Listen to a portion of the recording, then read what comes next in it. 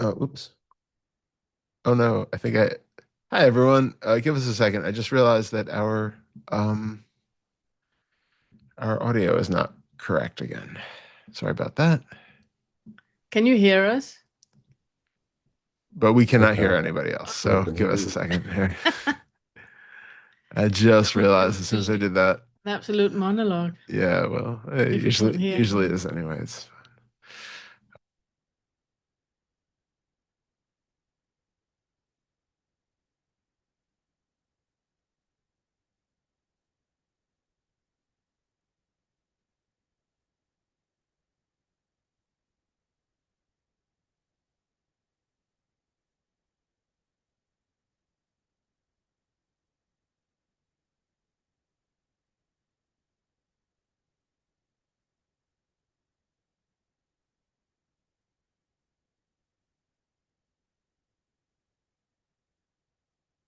Sorry. Okay. Okay. You can hear us, right? We still cannot hear anybody else, however. Um, Speakers. this. Can somebody speak Hello, up? hello, hello. Yeah. Okay, Testing, one, there you two, are. three. Hello. Testing, Hello. testing. Three. That's much better. Thank you. Sorry for that. It's when the audio automatic goes in on It, other yeah, places, it's so it confusing. chooses random devices to use as microphones and speakers, and sometimes I He forget. was last summer sitting and making Yeah. a full guided meditation completely Sitting out in the in the garden, garden, just doing a making a meditation, recording it on his computer, and it was like an hour or something like that. And it was just like inspired. And he afterwards he was like, "This was so good." Then he came in to hear the audio, and the computer had automatically taken the audio from the VR headset. So we had a video of Todd sitting and going like with a beautiful background. Yeah, we haven't used that for anything yet. we have not. We have not. Oh, man. It's a good thing your brilliance isn't limited to one. Wow, thank you, Leila. Lovely, That thank was you. very kind. Thank you. Hello, Dom and Marcus and Claire Yes. and Hello. Glenda And and Vinita. Is Benita, that first time hello. you're here? Is it the first time we see you here? Oh, welcome. Welcome, Hello. welcome. Glad you could Good to make see it. you. Craig, And hello. Craig, Andrew. Andrew, and Uh, Diana and Jack. It's the first time. Where did you go? It's the yeah. first time you're here as well. Hello. Welcome. Welcome. And And Abby, Leela. Never oh, seen Leela hello. before. Preston. It's the first time you're here as well. Yes, Yeah, thank Welcome. you. Welcome. thank you. And Robert, have Hello. you been here before, Robert? No, This is you as wonderful. well. That is So many wonderful. newbies. This is So great. nice to see new people. Giles. Uh, Hello. oh, Giles, hello. Welcome. Is it Giles or Giles? Giles. Giles. Giles. Sorry about that. Fix Good to that. see you. Fix that You're going forward. first time here as well. Good to see you. Yes. Alana, Hello. And Braden. Raven. Hello. So many new faces. So many That's new really faces. nice. That's really wonderful. Um, Before we start, Yeah. I just want to say like practical thing that the next inquiry group we have is the 17th of February. So make sure that you write in your calendar. It's the same link and same time. Yeah. Another practical thing is that Yes. we have it kind of like a criteria that before you enter our Discord community, that we would like to speak with you, see you here, and speak with you. And I hope that is why there's so many new people here Wonderful. that would like to join our Hive Mind community. The reason is that we are very, very protective. We have a wonderful community with um, lots of wonderful guides. As you might know or might not know, we don't really believe that there is one guru at the top that knows everything. We believe that we are hive mind, and whatever you are going through in life, for sure, there's somebody in Discord that has experienced the same thing, and drawing on those experiences and supporting one another in this process is much more useful and helpful than having one guru at the top that knows everything, because we do not believe that is Yeah. possible. And that's why we're so protective of the hive mind, which also means that when you are in there, you are you are protected by the other people that are in there, which is just wonderful and lovely.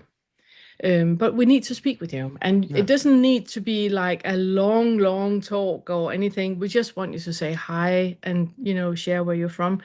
We're recording everything and it's going on YouTube. If you do not want that to go on YouTube, you just tell us and then we post the recording. And then it's just us sitting and talking here. And then we start the recording after you have introduced yourself. So Nice. you can keep your privacy if you want that. Yeah. Otherwise, it's basically that you just raise your hand and Your virtual hand. your virtual hand. And you. whatever question you have or whatever process you're going through, we would love to hear that from you. What we do when we talk about non-duality, which you probably have experienced from the channel, both on Unfettered Mindfulness channel with all the inquiries, and also on the Awakening curriculum where we have the full curriculum for you, is that we work a lot with the deconstruction. And the deconstruction from the underlying beliefs that you have, no matter if you come from religion or whatever, if you come from nihilism or you come from whatever you come from, that underlying belief we have about me being a me and what feels to be so true as reality, deconstructing that and being in that open space where there is just that arising of experience. And even that is not a certain truth because there can't be one truth when there are 9 billion people here.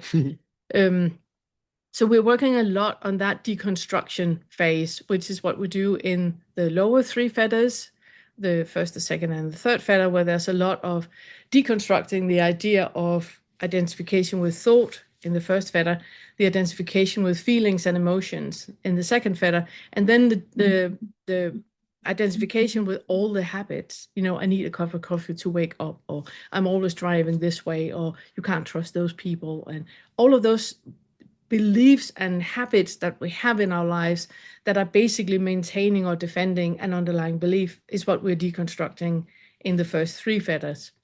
In the fourth and the fifth fetter, it's very much deconstructing all the things we want, where we think we know that this is good for me if I get this, or all the things we don't want, where we think that we have this idea that if they speak nicer to me, or if I'm not having a root canal, then my life would be so much better. So deconstructing those cravings and aversions, all the things we want and all the things we don't want. And that entire deconstruction that is happening in the lower 5 fetters is what is taking the most time. Because whatever you believe to be you is so tied into how you, all the causes and conditions that have created you as a person in your life, and deconstructing that and noticing what is actually here, not what I think is here, not what I hope is here, or not what I wish to be here, but what is actually arising right now. Getting into that. And then, like we talked about this morning, I was very gung-ho that we should definitely talk about non-duality and none of the stories, and I wanted to talk about, the difference between nihilism and non-duality. But we have so many new people here, so I think I'm just going to make a video about that instead. I think that is better. But so if you're here and you hear that we talk about non-duality and awakening, and you're like, well, why do they talk so much about my childhood and my shadow and all of that? It is because of that. Because that, whether you're aware of it or not, is shaping how you perceive the world. And you cannot perceive the world completely without any type of coloring of your underlying beliefs if you're not aware of them. And that is why we spend so much time on that. So we would like to say hello to all the new people, and then Todd will send you the Discord link afterwards so you can join there. But first, we asked Marcus last time if he would check in when we come back, and I hope that is why the go. Yeah, I was just gonna say it's a bit dark in here. I was just gonna turn on the light before we get started, if that's okay. Yeah, sure. Yep, right back.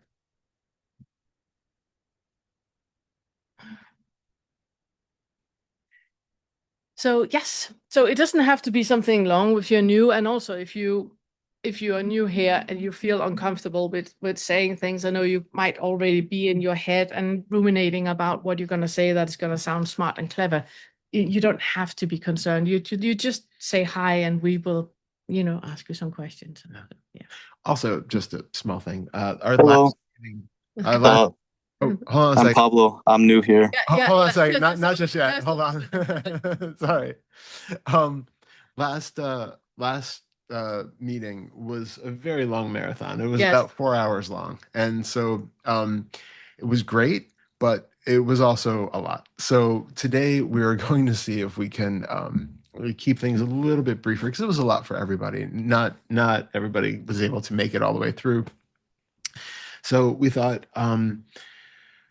one of the things that we really love about doing this is that we give people the space to kind of have a process. And especially for those of you who are new here, you do have the kind of freedom to talk through stuff, and we'll go back and forth and have this kind of sometimes expansive kind of a dialogue. But we do ask, if possible, to kind of think about how you can consolidate the questions or consolidate the kind of story around the things to begin with, so that we can get a little bit more into the root of the stuff and then go back and forth on that, just to keep it so everybody feels like they have a chance to share, and it doesn't take another 4 hours. Yes. Yeah. Thank you. All right, thanks. So with So that, with that, we'll start with with Marco. Oh my Marcus. God, it's gonna be a long day. We're gonna start with Marcus, and then Pablo, you're second, and then Marcin will be third. Hey guys, Hey, let me just pin you. There you There go. we Hey, go. Marcus, so good to see you. See you. good to see you guys too. Yeah, so I until very recently, I had always struggled with inquiry. Mm. And it was because I would ask a question and then, what am I? Or whatever the question was. And I knew not to look for in thought Mm. for an answer. So I would just, I'd drop into the body, see what came up.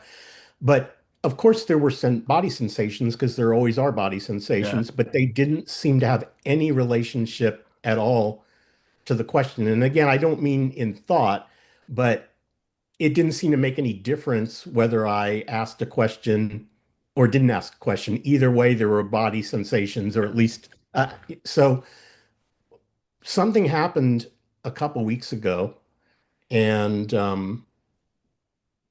well, I had started rather than asking a question in words, just kind of exploring, Mm-hmm. um, and somehow that started bearing fruit a couple weeks ago, where I would start the exploration first, and then a question would emerge Mm. about whatever was found in exploring, Yeah. which is something I'd never heard taught before. I'd always heard it like Mm. ask a question and then Yeah. look, but questions just started to bubble up, and the first question was, what is it about this, these sensations? What is it about this that is a self, Mm. Yeah. or that feels like a self? Like, what in all these sensations feels like a self? And that kind of switched over at one point to, wait, is there a self? Like, is there anything here at all that feels like a self? Yeah. Like, why am I assuming?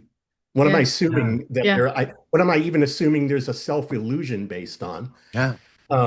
I think I had maybe like a second of what felt like crystal clarity, where Yeah. it was like, oh no, there are just a bunch of disparate sensations, and there's nothing tying them all together Yeah. Yeah. other than thought. Um, I feel like I only had that sort of clarity once, but I do now have the clarity of The being able tools. to Yeah. work with inquiry. The only thing that keeps coming up as sort of a concern is, am I bypassing? And what I specifically mean by that Mm. is, if there's a gorilla in the room, or if there's an illusion of a gorilla in the room, you don't get rid of the illusion by just not calling it a gorilla anymore, right? It's like Yeah. that doesn't actually help just calling it by another name or saying, well, what is in the room right now that appears to be a gorilla when there's clearly like seeing a gorilla. So Yeah. I feel like I've started to lose the thread of, in a sense, what I'm looking for, and Mhm. it's gone from a place where I assume this is good, but Yeah, it's yeah. gone from a place of like, oh, it's definitely what feels like a self here. Yeah. Like now I'm completely confused. It's like, well, Yeah. there kind of is, Oh, Marcus. kind of not. Yeah, Anyway, that's I kind of where I am right now. before we go on to replying, because I would like for you to talk about Yeah. the $1 million in the house thing. Oh yeah. Yeah. Um, the first thing I want to say is that what you're experiencing is so typical for neurodiverse people, for autists. Us, if somebody asks me, in inquiry, just reflect on and think about. For me, that becomes a task that I am activating the parts in the brain, the default mode network that is actually in charge of selfing. So the more I question my thoughts, the more I become the idea of a self. Mhm. So what we are trying to point to all the time with the inquiries is exactly what you did on your own, that you activate curiosity. Because in curiosity, there is not a task. There is an anthropological curiosity to what is arising, and there's no right or wrong, which means that whatever is arising is welcome, and then you're just curious towards that. That is how an autistic or ADHD person needs to do inquiries. And also, when you do touch inquiries, it is what he's pointed to. There's always another twist on the kaleidoscope in that curiosity, and it's to train the part of the brain that will start to be curious to every experience you have.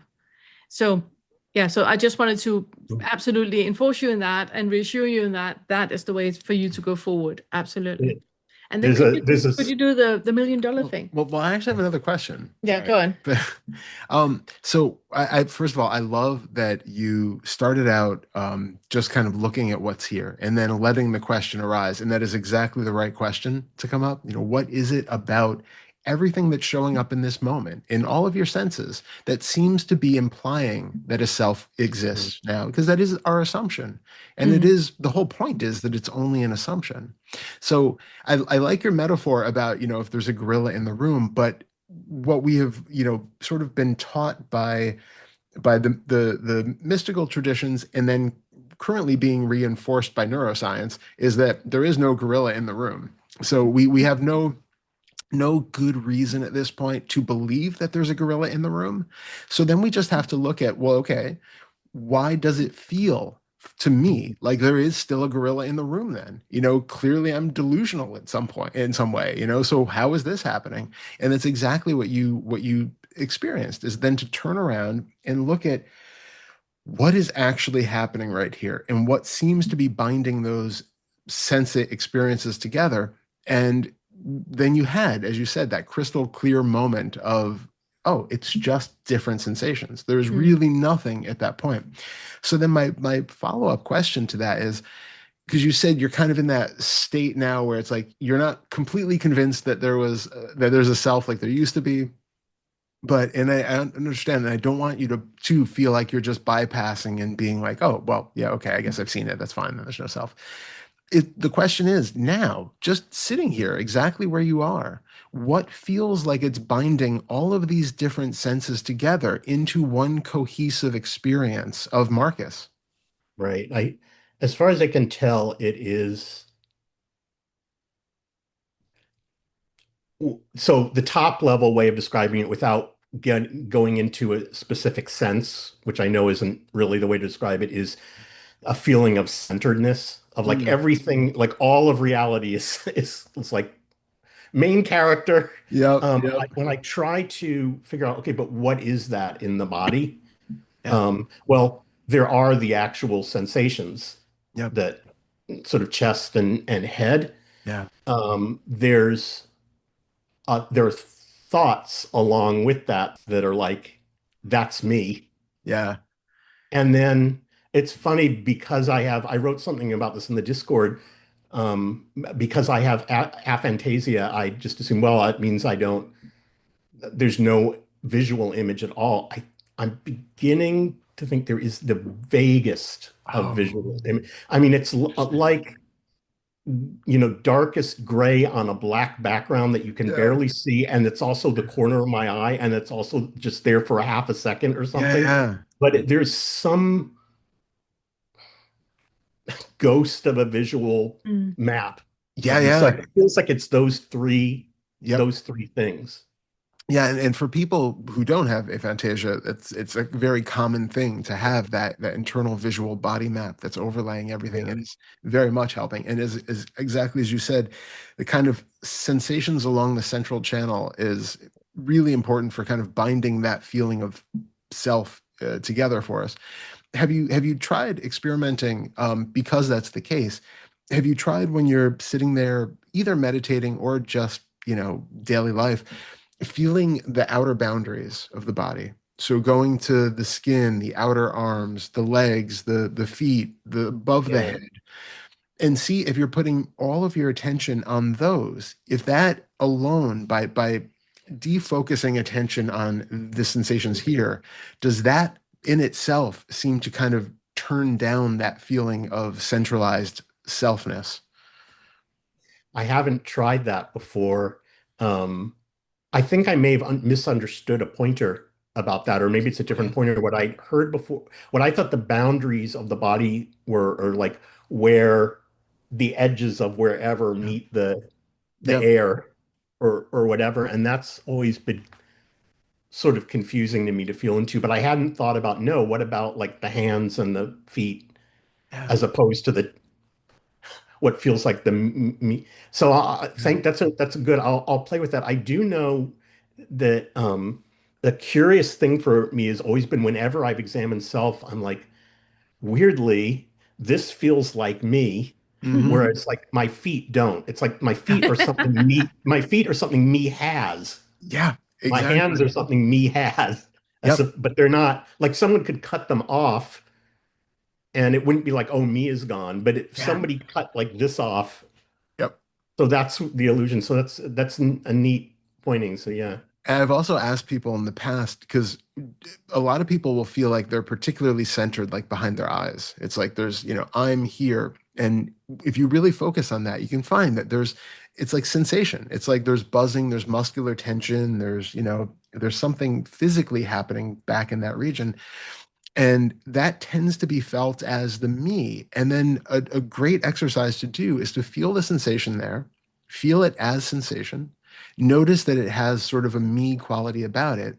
And then, exactly as you said, feel the sensation of your left foot on the floor and Mm. feel that sensation in all of its, intensity. Tensions in Yeah, feel the the buzzing, the tension, the pressure, feel all of that.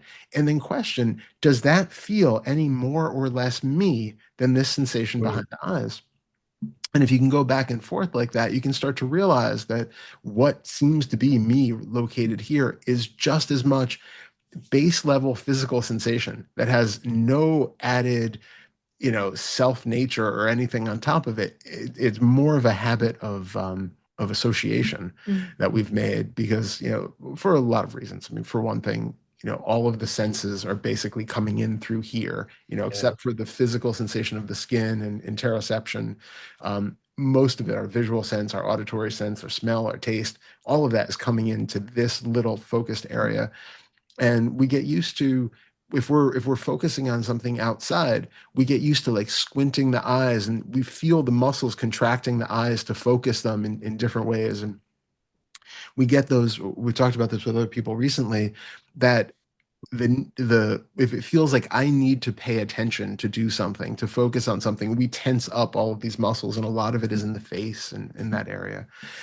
So there are a lot of things that are Uh, that are uh, uh, feeding into it. Yeah, yeah, I sorry. also think one of the reasons why we feel that the eyes and the nose and the this is where I am is because it's such a gross level of of perception of, Yeah. and we are very much aware, like the brain is processing, what is it, 11 million bits per second? Yeah, I forget. And we only have access to 20 bits per second. And so, and the rest of it is happening as well, which we're not aware of, but it's the seeing and the squinting and the tension is part of those 20 bits per second that we are very much aware, which means that must be me. You know, I am aware of that. Completely. But in brain scans, it's so clear that we are not aware at all of what is going on. It's only a very, very, very small percentage of it that is actually becoming to a conscious awareness. But I think that we take credit for that. That is me because I can feel it's me, and now I'm concentrating. You can see here how concentrated I am right now. You know, so we have that identification with what is just like base level. Yeah, and the perspective from which we see things, that if I'm looking in this direction, I'm seeing things there, and it seems to be, you know, focusing into a point here. And if I turn my head, everything seems to be circling around me in 360 degrees here.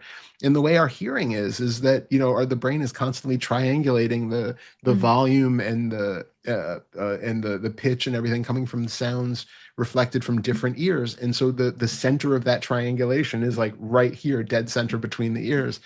So I think it's a very clever and helpful illusion for navigating a three-dimensional world as a biological organism. But the problem is that we have this, you know, extra layer of ability to then make meaning out of that and make this extra sense of a self glommed on to what is just a creation of perspective in a three-dimensional world. And the brain is a meaning-making machine. It is. We want to make meaning of everything and give everything, you know, importance in accordance to what we perceive. So I love the fact that you're being more aware too of that there might be like a vague, dark sense of image also happening there. Yeah, and I think also the only other thing I can tell about it is I think as with a lot of people, it's from the third person point of view rather than I mean, I guess it kind of has to be if it's a map of you, but I don't want to take up more time, but Thank you so much for that. The one thing I'll just say quickly, just because I think it's funny, is like the thing of me being kind of behind the eyes. I sometimes find myself when I'm trying to like look at what that is, like moving moving my head backwards, and I realize, oh, I'm trying to get behind the me to like see it. Yeah. And it's funny because it's just so fascinating, and I'm really eager to do that panel with people who, you know, you guys who have the aphantasia and stuff, because like I think people who have a strong internal visual sense tend to do exactly that, but not physically.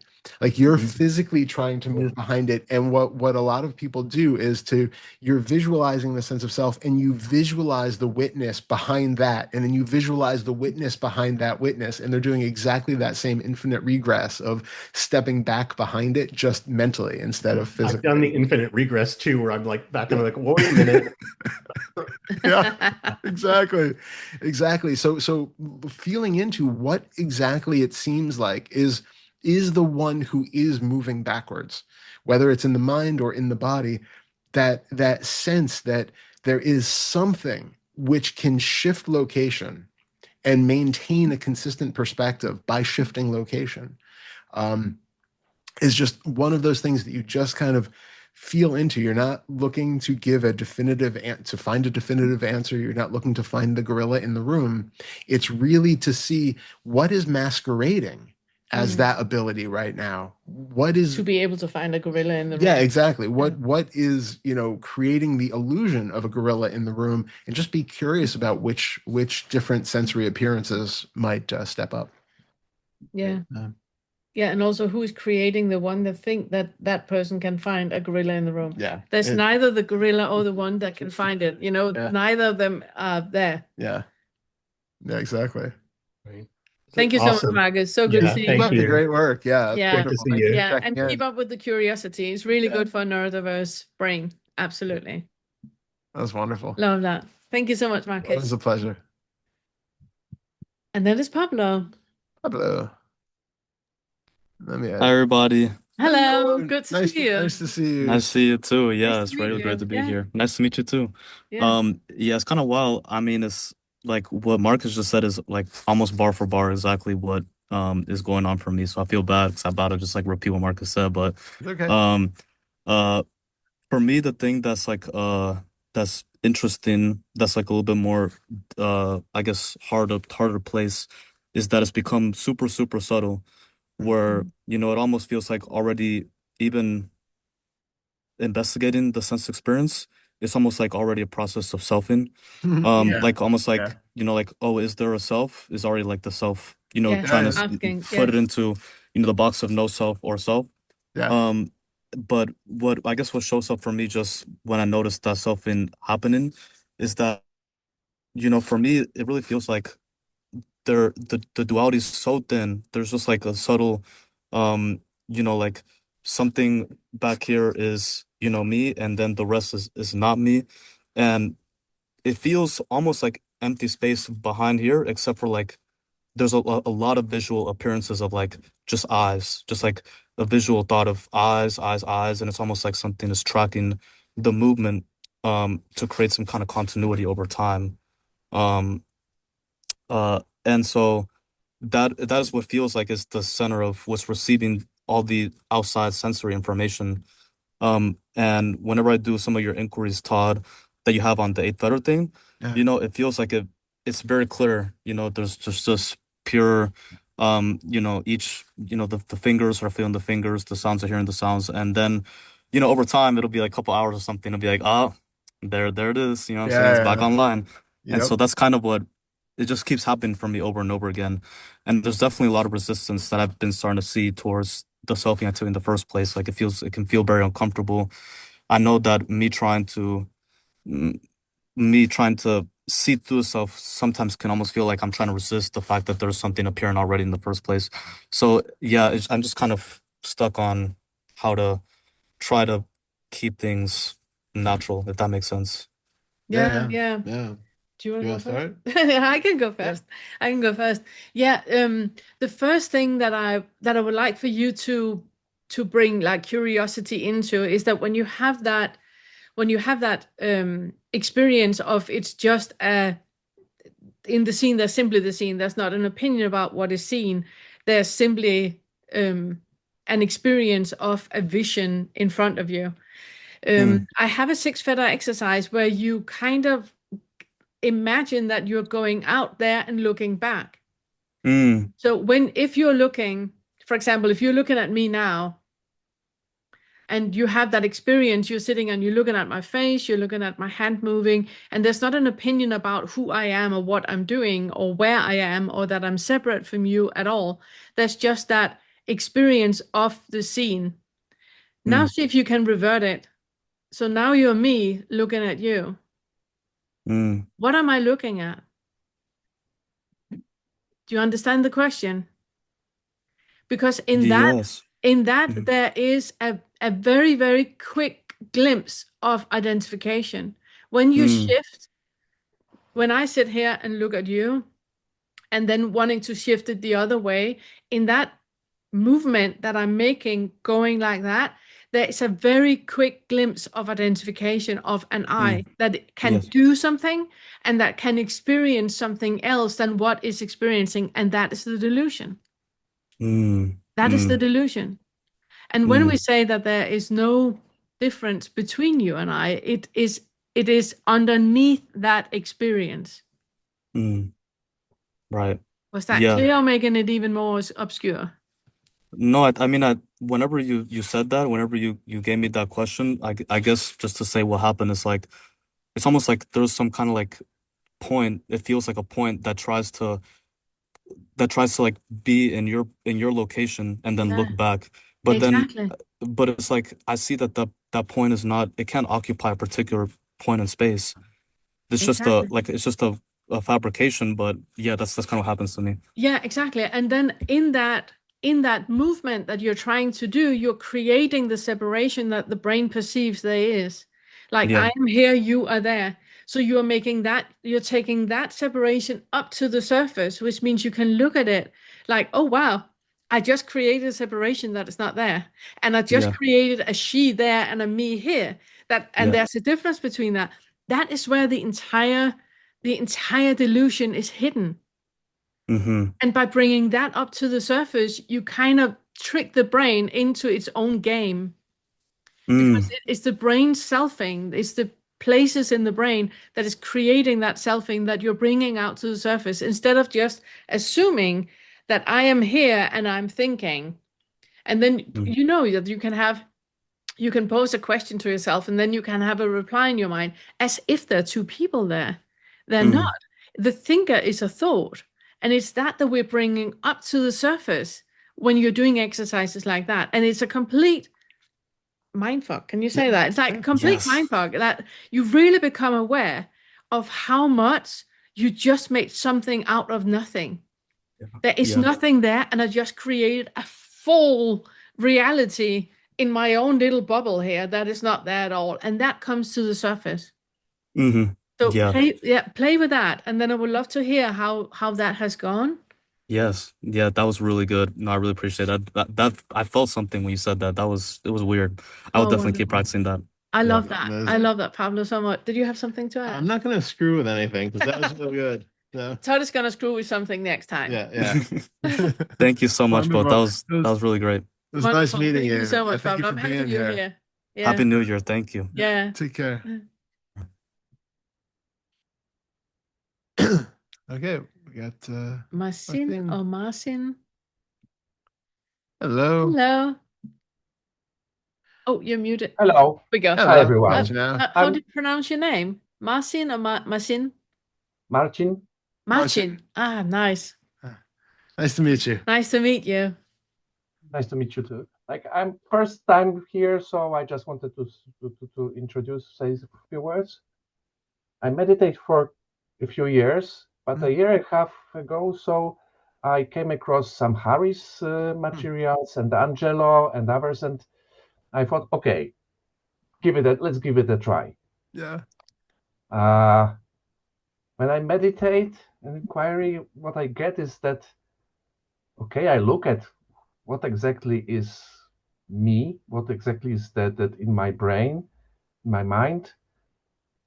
I can see that it in a way deconstructs. Like, okay, there's some surface from which thoughts bubble up. Yep. I'm probably not I'm only the captain on this ship, but there must be a crew under the deck that generates them. There's visual field, there's auditory field, okay, and there's like more enigmatic for me, like, I don't know, audience space in the theater that watches everything. But I must say, I never had any experience of like being more than just that there's a bunch of elements processing what this body perceives, which I would love to. And I thought, okay, everything I was doing was like based on YouTube, books, but I didn't use any like support group, any conversation, any guide. So I looked what is available. I had like your YouTube channel among things I watch. So I thought, why not to try to show up here? Oh, thank you. That's why I came. That's wonderful. So I have a couple questions from what you just said. The first is the looking for the glimpse or having the experience of somehow being more than the sum of the parts, so to speak. Can you say more about what the expectation or the hope is around that? Yeah, but I keep like remembering that what Angela was repeating, that whatever you expect is something different. So I try not to assume anything. But good tactic.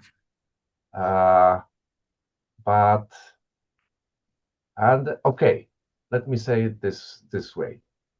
I perceive what is around me. I presume you folks exist and you have similar perception. Yep. is there a common denominator of those two? Is there, like, are we separate or are we connected? Is the only connection this physical world we observe that apparently, yeah, it influences. Yeah. I can hear you, can hear me. Yeah. But is there anything more like unifying? It's funny because replying that question, we would answer it differently depending on where you are in the awakening curriculum. If you do the awakening curriculum and you start in the first fetter, where we work with the identification with the self, I am here, I am my gender, I'm my name, my education, I'm part of a country I live in, all of that identification that we have. If we were to reply that question when you were working with the first fetter, we would give you one answer. When you work with the second fetter, and it's more about the identification with the feeling and the emotions that you have, we would give Just you a start at the completely first letter. we would give you completely different reply. So it's a difficult question to say to reply to, I, because we would like to reply you in a way that is actually beneficial and helpful. Us just saying the ultimate is not helpful. well, and I think what would be maybe helpful is to consider, are you asking the question Yeah. from a place of um, intellectual curiosity and or kind of a longing for a deeper sense of meaning and connection? Or is it coming from a place of looking for a particular experience to happen?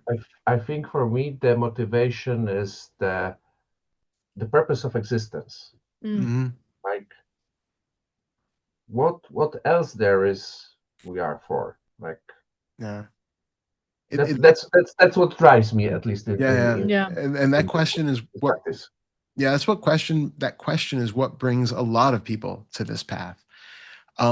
Ironically, it's one that you may find that you get an answer to or not, or that the answer might very much not be what you expected it to. But the key is to recognize that what people are when people do these practices and they have experiences of unity, universal oneness, non-duality, this getting rid of the subject object, experience, all of that is experiential. You can have an experience from meditation, inquiry, psychedelics, or just spontaneous. Some people just have these spontaneous states, with no preparation. We don't know why, but it happens. You might have one of these experiences, but then the mind has to go on afterwards and create a sense of meaning about it. So I think the short answer there is that if it's striving from like an intellectual curiosity, the intellect will always need to be engaged in order to create that certainty, even after an experience. The intellect can also create all sorts of philosophies which can understand how we're all connected on different levels, either being subatomic or on the environmental ecosystem scale or above. And the intellect can get that without ever having the direct experience that feels like we're connected. It's just sort of scientific and logical. From what I hear from you is that you're really looking for more the experience of having something that convinces you, at least in a visceral experiential sense, that there is something more than just the collection of parts of experience. Yes, in a way, experiencing it. I hope to. I don't know what it could be or will be, Yeah. but I hope for something that, like, I'm not religious, Yep. and I'm not looking for things to believe in. No. Yeah. It's it's definitely here. Yeah. You're in the right You're in the place. right place. Because we're dismantling beliefs all the time, because a belief is always cluttering the pure experience and the pure arising in this moment. So what I would recommend you to look into is that in anything you do, standing up after the meeting, going out to make a cup of tea, or going to the bathroom, or doing the dishes, or driving your car, in anything you do, notice the difference there is between what is actually happening and what you think is happening. Because what you think is happening is where we live the majority of our lives. But it's not reality. It's just what you think is happening, is what the brain is perceiving and think is perceiving with the information that it has available. And that is created into a meaning, and it's in that little post-it that we live our lives. But that is not reality. That is just created in your mind by your mind. There is an arising happening that we're not aware of, and waking up to that difference is giving you a space and a freedom in your experiences that you might not have beforehand. And I think that is what, when people talk about awakening, I think that is what is happening, that they become aware of something is what I think is, and nothing is what actually is arising, and those two are not the same. The next level is that you also become aware that whatever is arising right now is not real either, because you can only perceive that with the limited senses that you have. So the ultimate is that we have no idea what you're looking for, and what you're seeking, or what you would like a reply to. We have no idea what it is. I can only tell, nudge you in a direction where you have your own experiences with the difference between what you think is happening, what is actually happening. And then the next question would be, how do you know that is true? And that is where you're sitting completely perplexed, because you don't. You're still only in your own experiences of it. So even when you get to the point where you're not thinking about what is happening, but you're just noticing the arising, even that can be questioned, because who is noticing it? It is the compilation of everything that you call you that is experiencing that. But if I was sitting next to you and experiencing exactly the same thing, the experience would be different, because my causes and conditions are different, which means that we don't know what actually is arising, if anything. True. Yeah, thank you very much. Awesome. So, And I must also say that I love, like, by accident, the exercises that you advise to others. Like, they seem awesome. Like, with this. excellent. I love that. I would also suggest, so there were two things I just wanted to chime in with too. I would recommend checking out all of the Sixth Fetter videos on the Awakening curriculum and the Unfettered Mindfulness channels, because there's a lot of exercises and inquiries and talks about exactly that aspect of the non-duality that you're looking to experience directly. There are a lot of ways to point to it, which, for different people at the right time, you can very much have that kind of visceral felt experience of the feeling of separation breaking down and having all that. Do you advise me, like, to jump on the sixth? Yeah, I yeah, started because doing curriculum and just yeah, swallowed everything in the first well, we chapter. treat we treat the whole awakening curriculum like a wheel, as opposed to being a linear thing. So it's helpful to get used to investigating all of the different fetters all throughout the day. Everything is available all the time, because they are all the way that we experience the world. They're basically the filters that all of us have, filtering our experience or creating illusions out of our experience. So if you are geared to particularly wanting to investigate or experience that side of things, try some of them. Some may be more or less effective depending on, what other attachments and things are happening, but you might find that it's pointing you in a direction. Also, when you do later fetter stuff like Sixth Fetter and Eighth Fetter, it can actually help to release some of the identifications of the earlier fetters that might still be hanging on. So it's not linear. You never know exactly what is going to speak to you when. So trust that. But the other thing is, too, pointing back more in the first fetter side of things. You were very clear about all the different parts of experience that you were kind of taking apart. But the one that was the most interesting to me is that audience space, as you mentioned it, about being sort of the audience in that Cartesian theater, where it seems to be the awareness of something.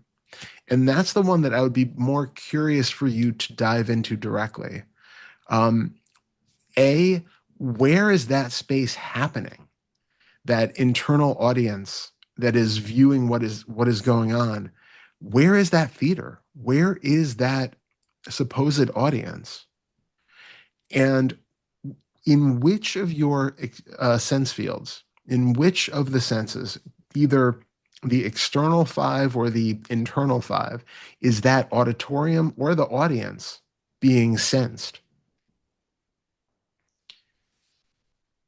Yes, like auditorium set the auditorium senses that was on the scene, and I'm not even like 100% sure I'm alone on the auditorium.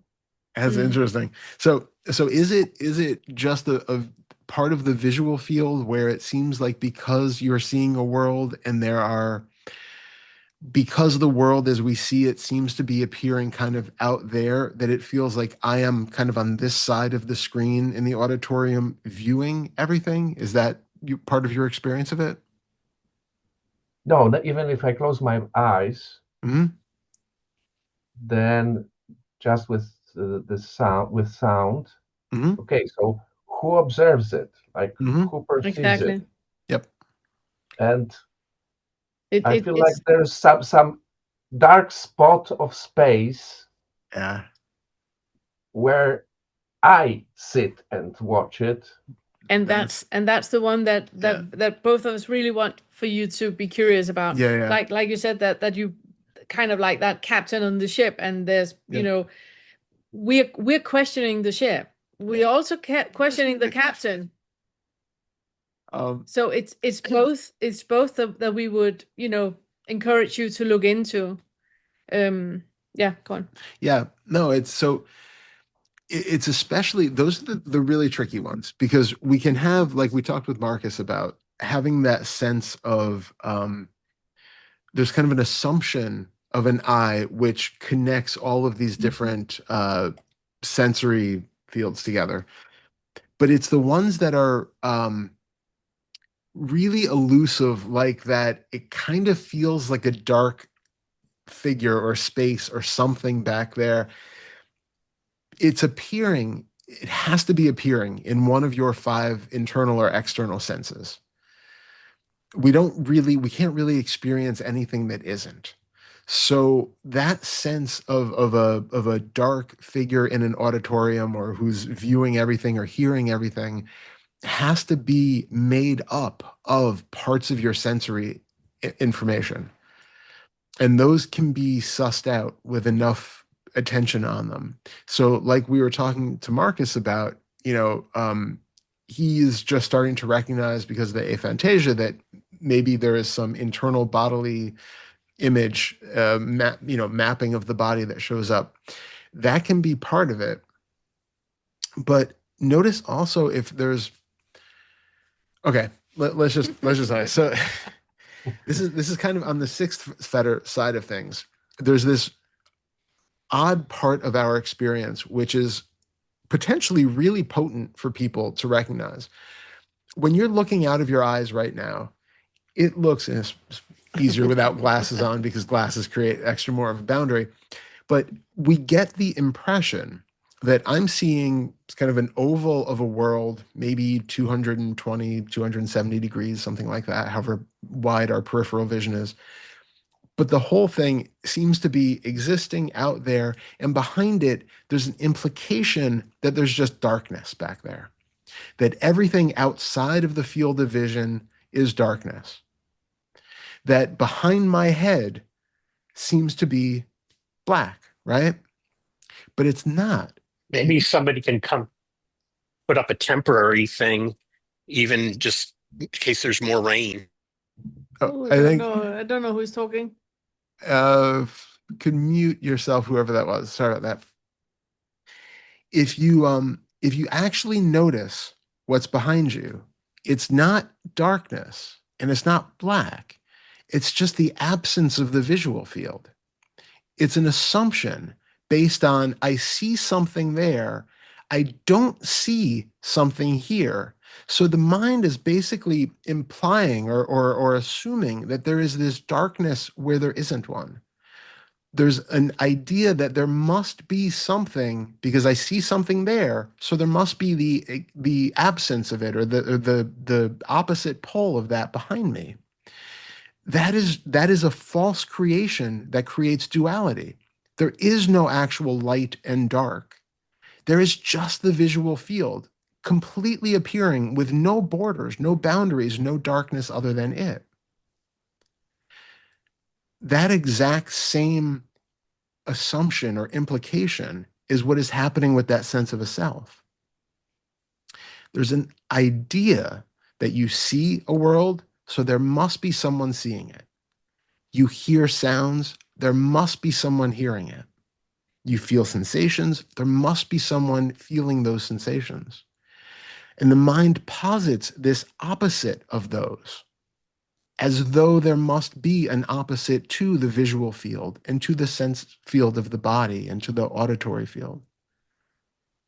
It is an assumption which you can, it's subtle, but looking into what is here which is not the visual field. What is here which is not the physical sense field? What is here which is not the auditory field? There's an implication that there is something opposite from it, but is there?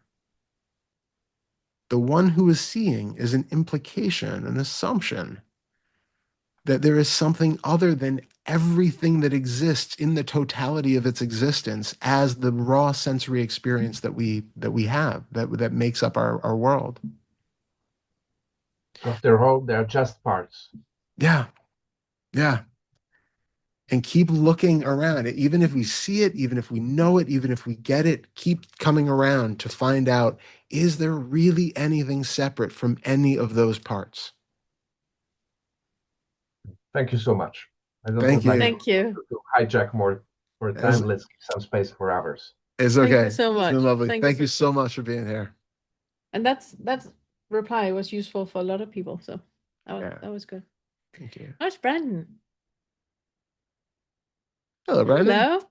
Braden. Is it Braden? Braden. Yeah. Hey, Hello, yeah, Braden. Braden. Braden. How's it Hello. going? Good to meet Welcome. you. You too. Yeah, this is my first time, so I just wanted to introduce myself to everybody. It's nice meeting all of you. Thank you. Yeah, I've been working a lot with guides over on Liberation Unleashed. Nice. I think, funny enough, I actually got the same guide that Todd's had from Did- working with With Stacey? Stacy. So That's so funny. Yep. yeah, yeah, I feel like, I don't know, there's like doubts popping up, but I feel like I have seen through like the first Fetter. Mhm. And so recently, that happened like super recently. So I've just been sort of settling into that. Yeah. Been noticing there's like a lot of emotions that come up. So I've just been trying to like sit with them and be with them. Yeah.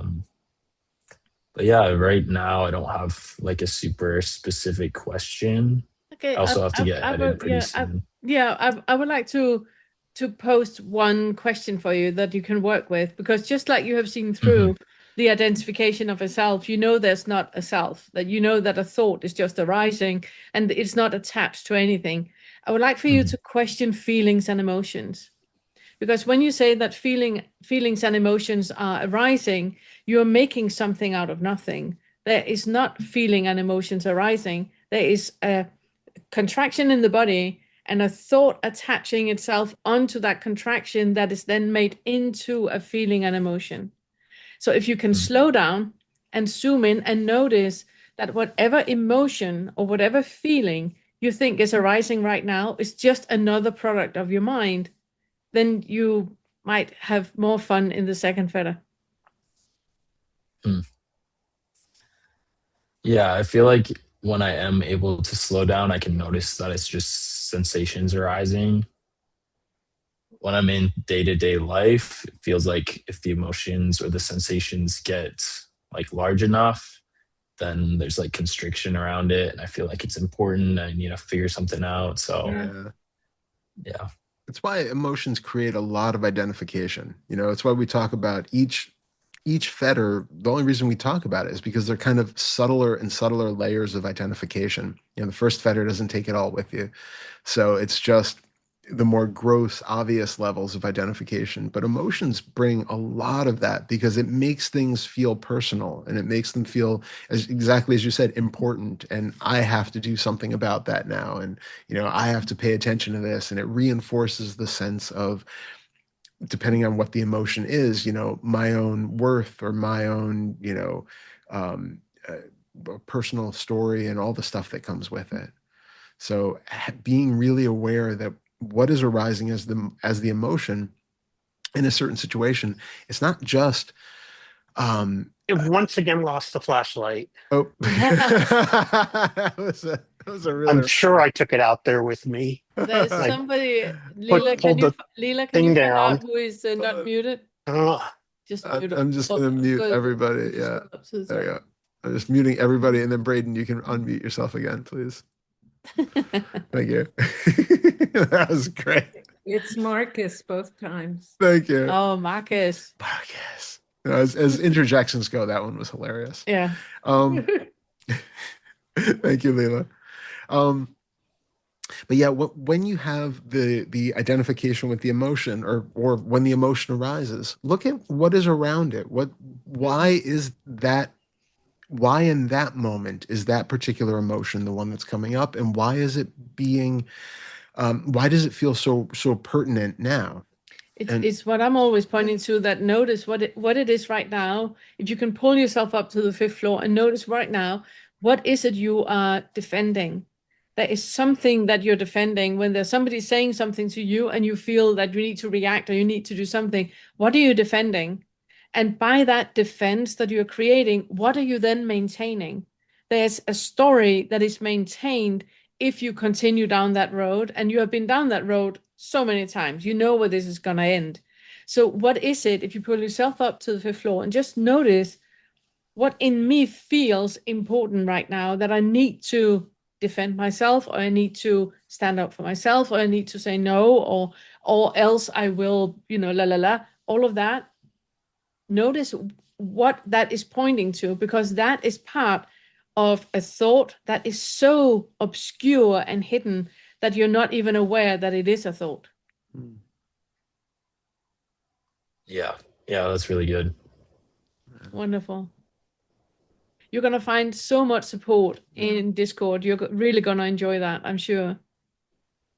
We have some amazing guides in there. Yeah. That can kind of take you to the next level for sure. Yeah. Perfect. Yeah, I'm excited. Yeah. Well, happy you're here. Yeah, it's good to have you here. Yeah. And keep us posted. Hope to see you next week too. Yeah. Or, I mean, next week. Next month. Sorry. Todd might be here next week. I'm not. Sorry. Next month. Yeah. Perfect. Thank you so I appreciate it. Thank you so much. Thank you, that there's no way you can walk to. It's so funny that he keeps getting unmuted somehow. That's really funny. Now we have Lori. Hello, Lori. Hello. How are you? I'm good actually. This has been a curiosity I've been wanting to talk with somebody about for some time now. But before I go on, just speaking of Discord, I'm fortunate to be part of a study group through Discord, and it has been wonderful. So as a group, we meet every 2 weeks to just go step by step through the fetters, and we're 5, and we can really get at the niggly issues that we wouldn't have been able to get at otherwise. So if there's any guides out there, if there could be one for every day of the week for us, as serve people. So that's wonderful. I love that. Yeah. So I have had this experience that's been happening for 4 years now, and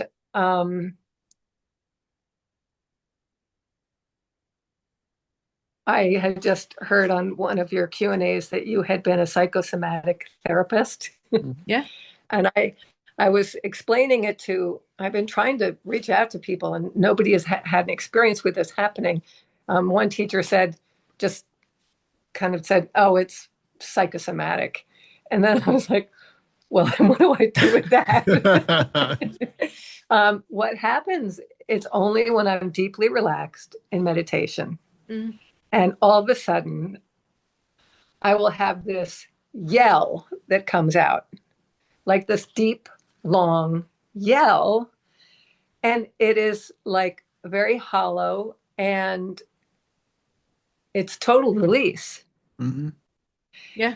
And then it goes away. And so at first I thought it was really pretty creepy.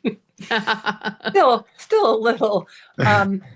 But it's, when it first started happening, it was about 2 months after a traumatic event. It was a traumatic event where I was out of my body, but it wasn't like it wasn't like a near-death experience. And sound was distorted. But that event and everything that went along with it, I feel like it just came to a place of getting resolved as nicely as it could have been, really. So I don't know if that's the trigger, but then it didn't happen for a couple of years. And then again, has popped up, in meditations. And lately it's like I could just yell. And I, have a series of yells. And so I just want to know. No, I have heard that many times. You're not the first one. Oh, good. Yeah. The first thing I want to say is that you're probably never going to find out why it happens. So you need to be okay with that. Mm-hmm. The second thing is that I would like for you to activate it, because there is something in your body that needs to be expressed that is not being expressed. And we have an exercise that we call existential release. Have you tried that? No. Leela, I don't know if you can hear me. Could you find the exercises, I think it's 10, 12, 20, can't remember, daily exercises that we have for, we use that for the, there's a big one and a small one. It's the smaller one. Did we put that one up on the website? I remember you shared it with somebody at some point. Is it in Discord? It might be in Discord, because it was originally from one of the retreats. Yeah. And then you shared it with somebody. I can't remember whether you officially put it up on. I'm going to put it up so it's available. Okay. Anyways, one of the exercises there is called existential release.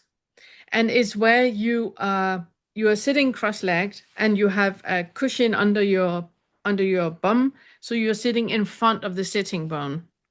And then you make a rocking motion where I'm sitting in front of the sitting bone. Yeah, in front of the sitting bone. And then you arch forward. Yeah, exactly. And then you arch long forward as you can while you inhale, and you arch backwards while you exhale. It's a bit like cat-cow, but seated.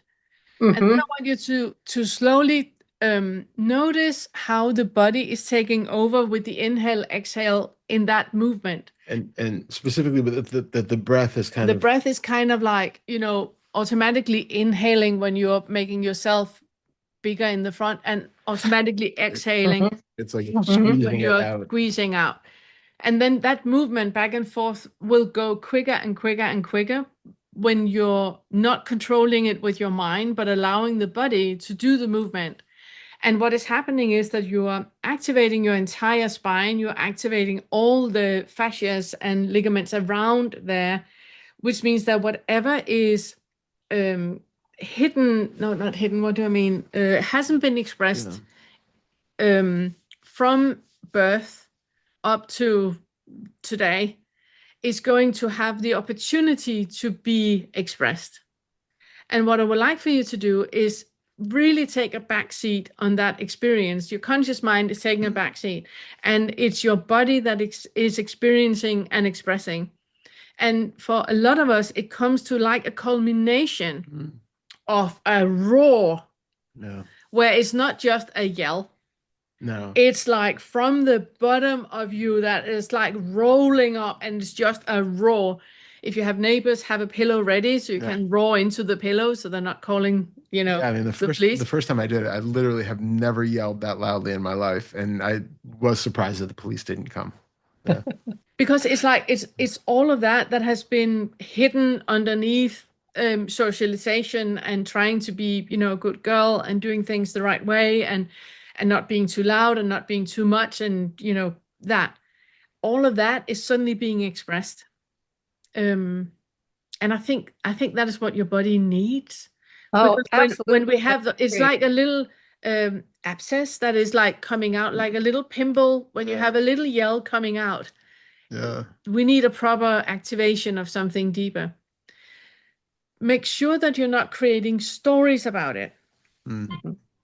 Allow the body to have that experience and that expression, and then just drop it. And then you go have a cup of tea. You might sob, and then you go have a cup of tea. Or you might shake your entire body, and then you go have a cup of tea. It's like, or start laughing. Yeah.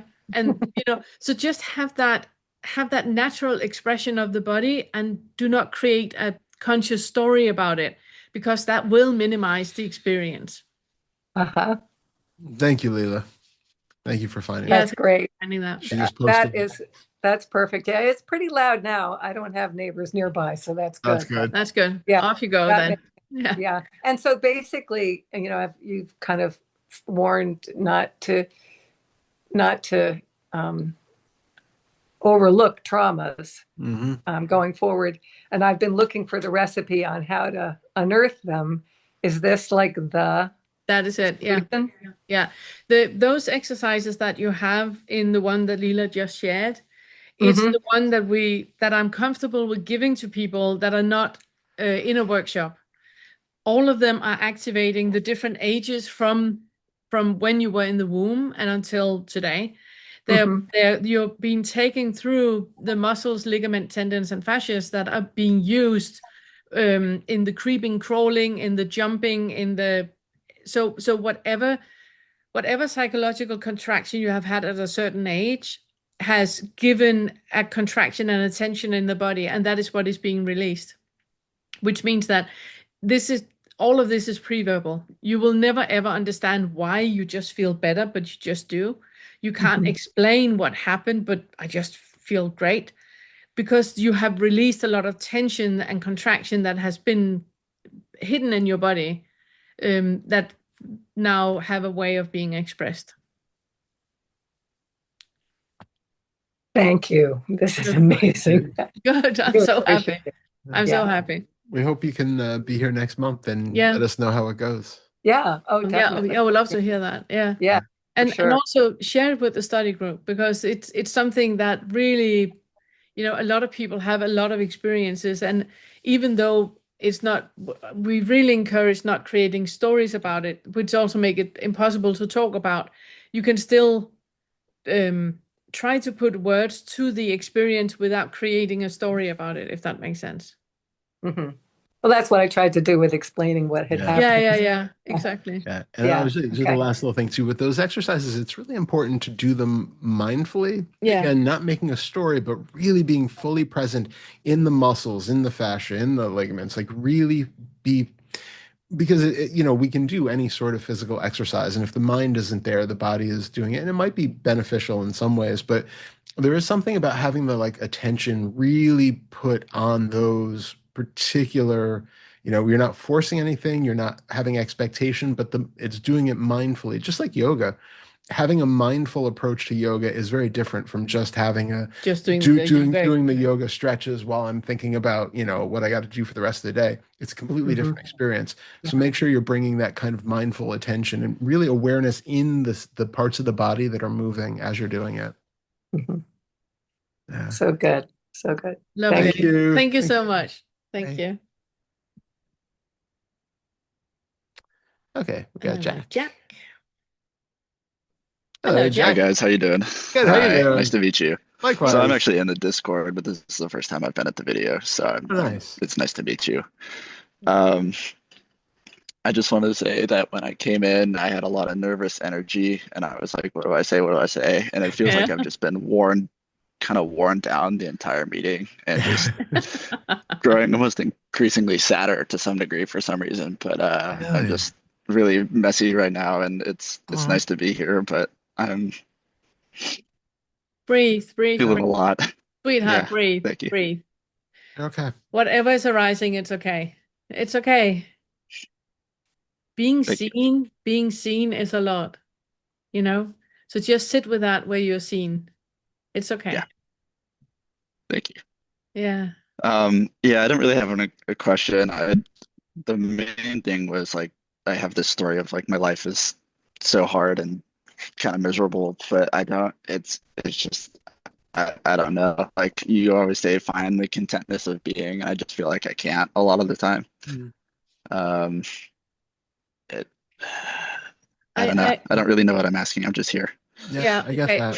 If I just want to say, because it's one of the things that I after have thought about, is it called anhedonia when you Yeah. don't feel? Well, yeah.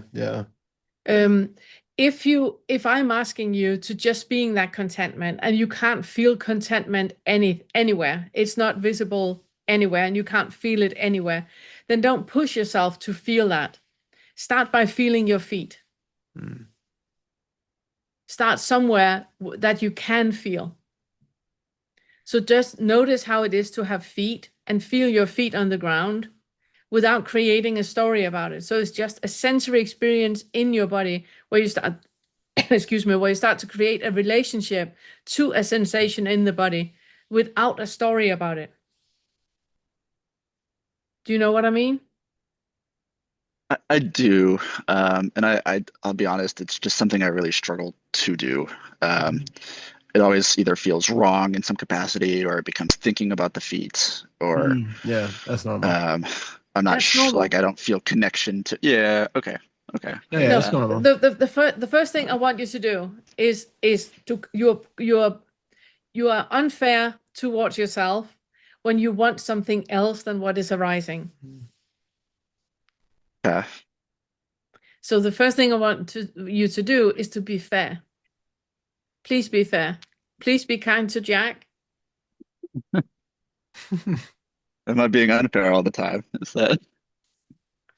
You know what I I don't mean? know.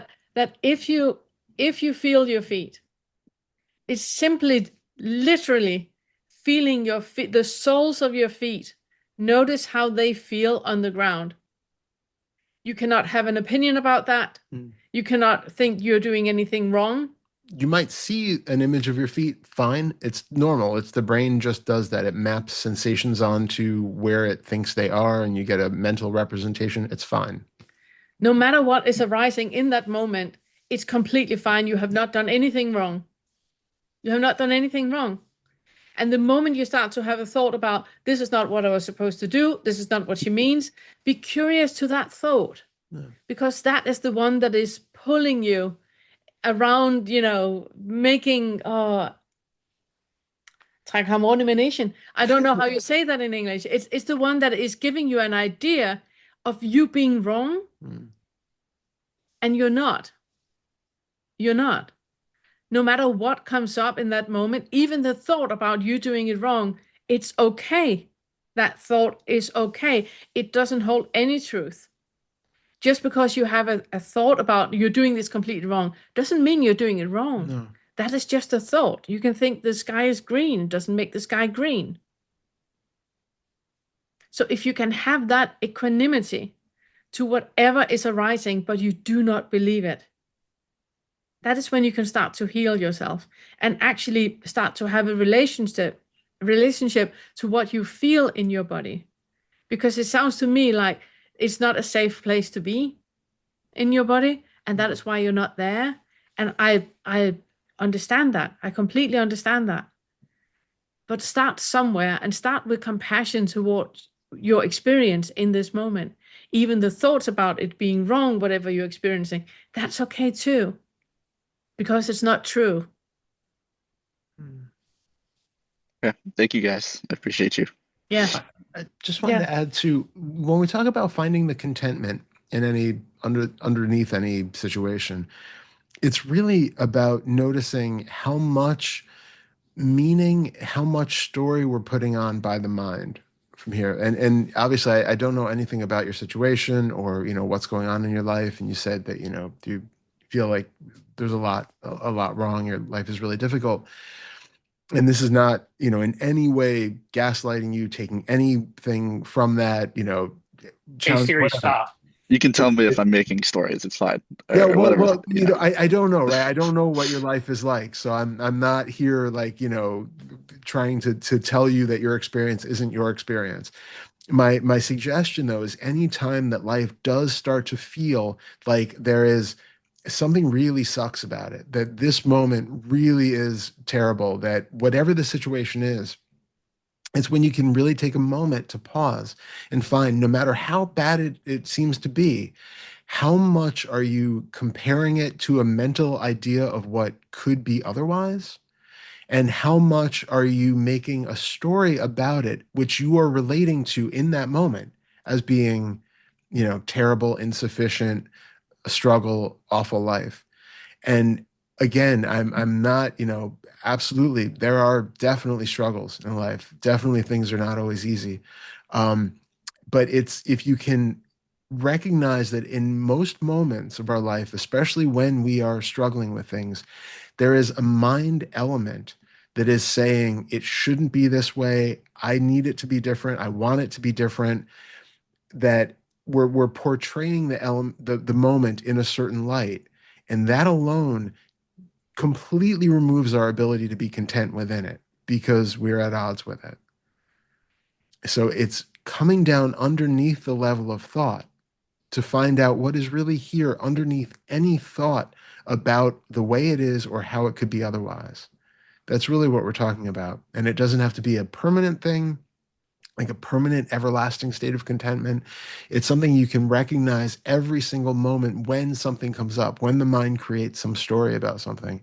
If you can find, okay, but underneath the thoughts about it, okay, the body is actually okay. Huh. Yeah, okay, things are just kind of neutral.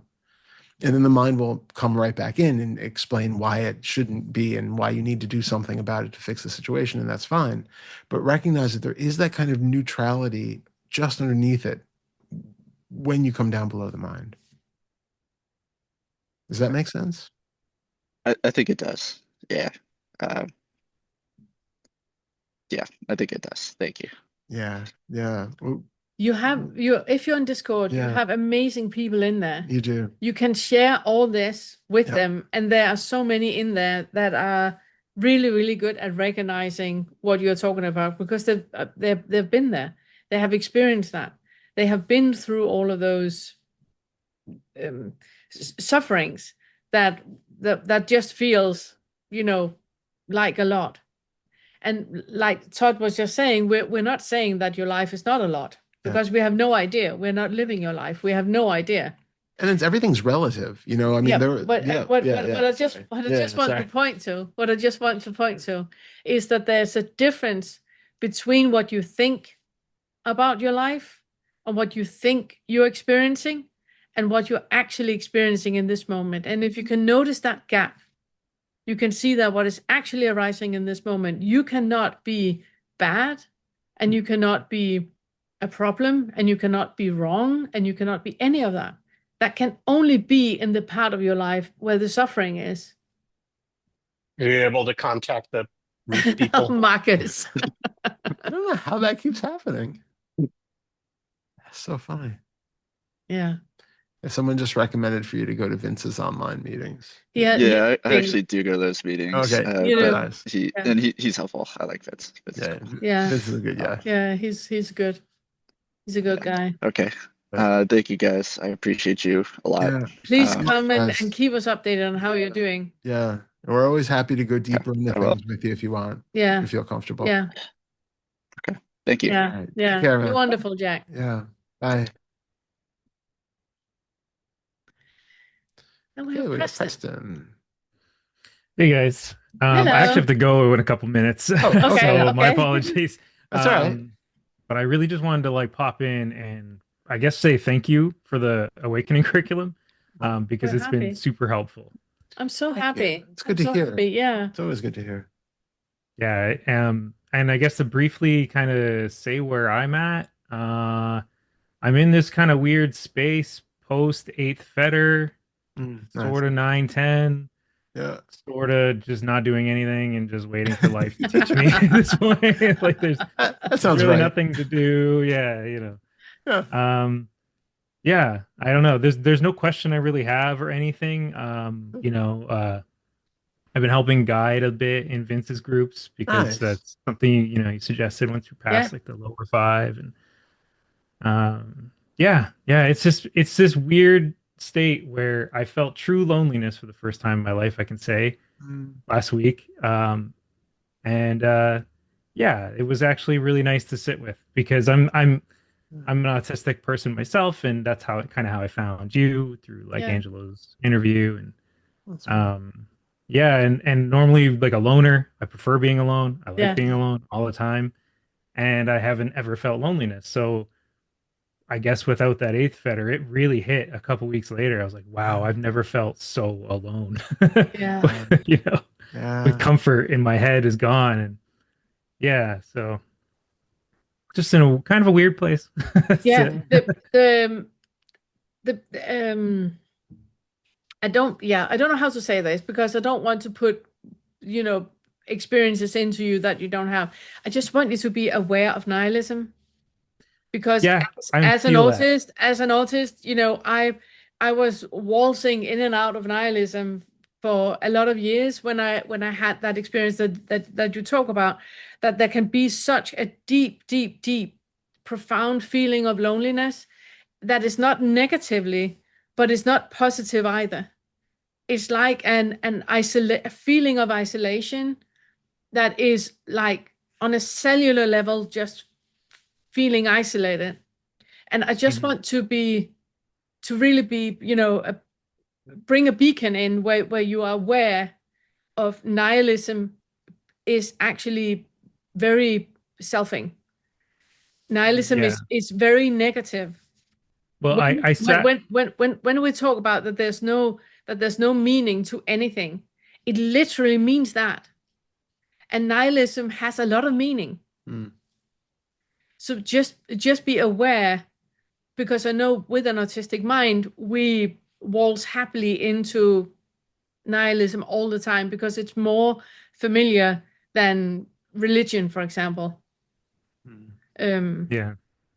You were I saying? understand. Yeah, I was just gonna sorry. say when I felt really lonely, I just sat with it, and kind of working with ninth fetter, Yeah. techniques, using Kevin's channel X2 as well as yours, Yep. and it really just transformed or transmuted into immense gratitude for the first time I've ever felt too, which was very sudden. So that feeling of loneliness isn't really there now because Yeah. I feel like I kind of processed that in some way or dealt with it, Yeah. whatever.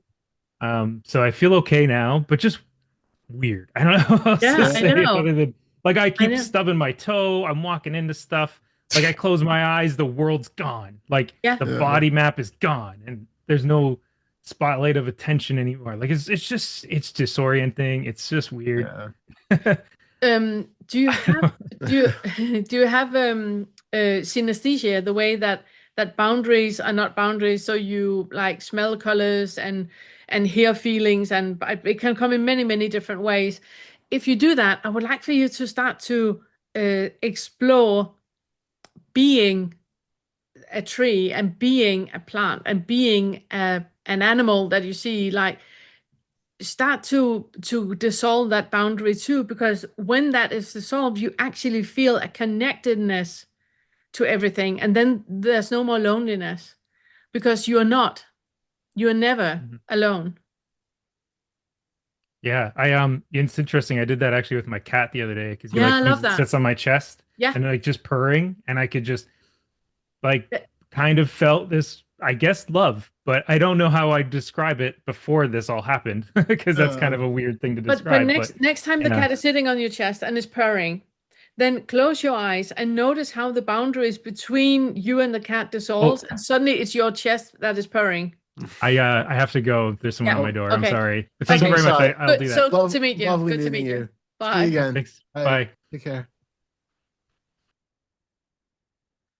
All right. Next up, we got Vicky. Oops. There we Grab go. it. There we go. Hello, can you see Vicky. me? Yep. Hello. Good to see you again. How are you? Hello. Hi guys. Hi. So quick update. Yes. For Todd, I've been feeling very doubtful about awakening, and I'm like, is this even real? Like, is this a real thing? Is everyone lying to me? Is everyone a scammer? And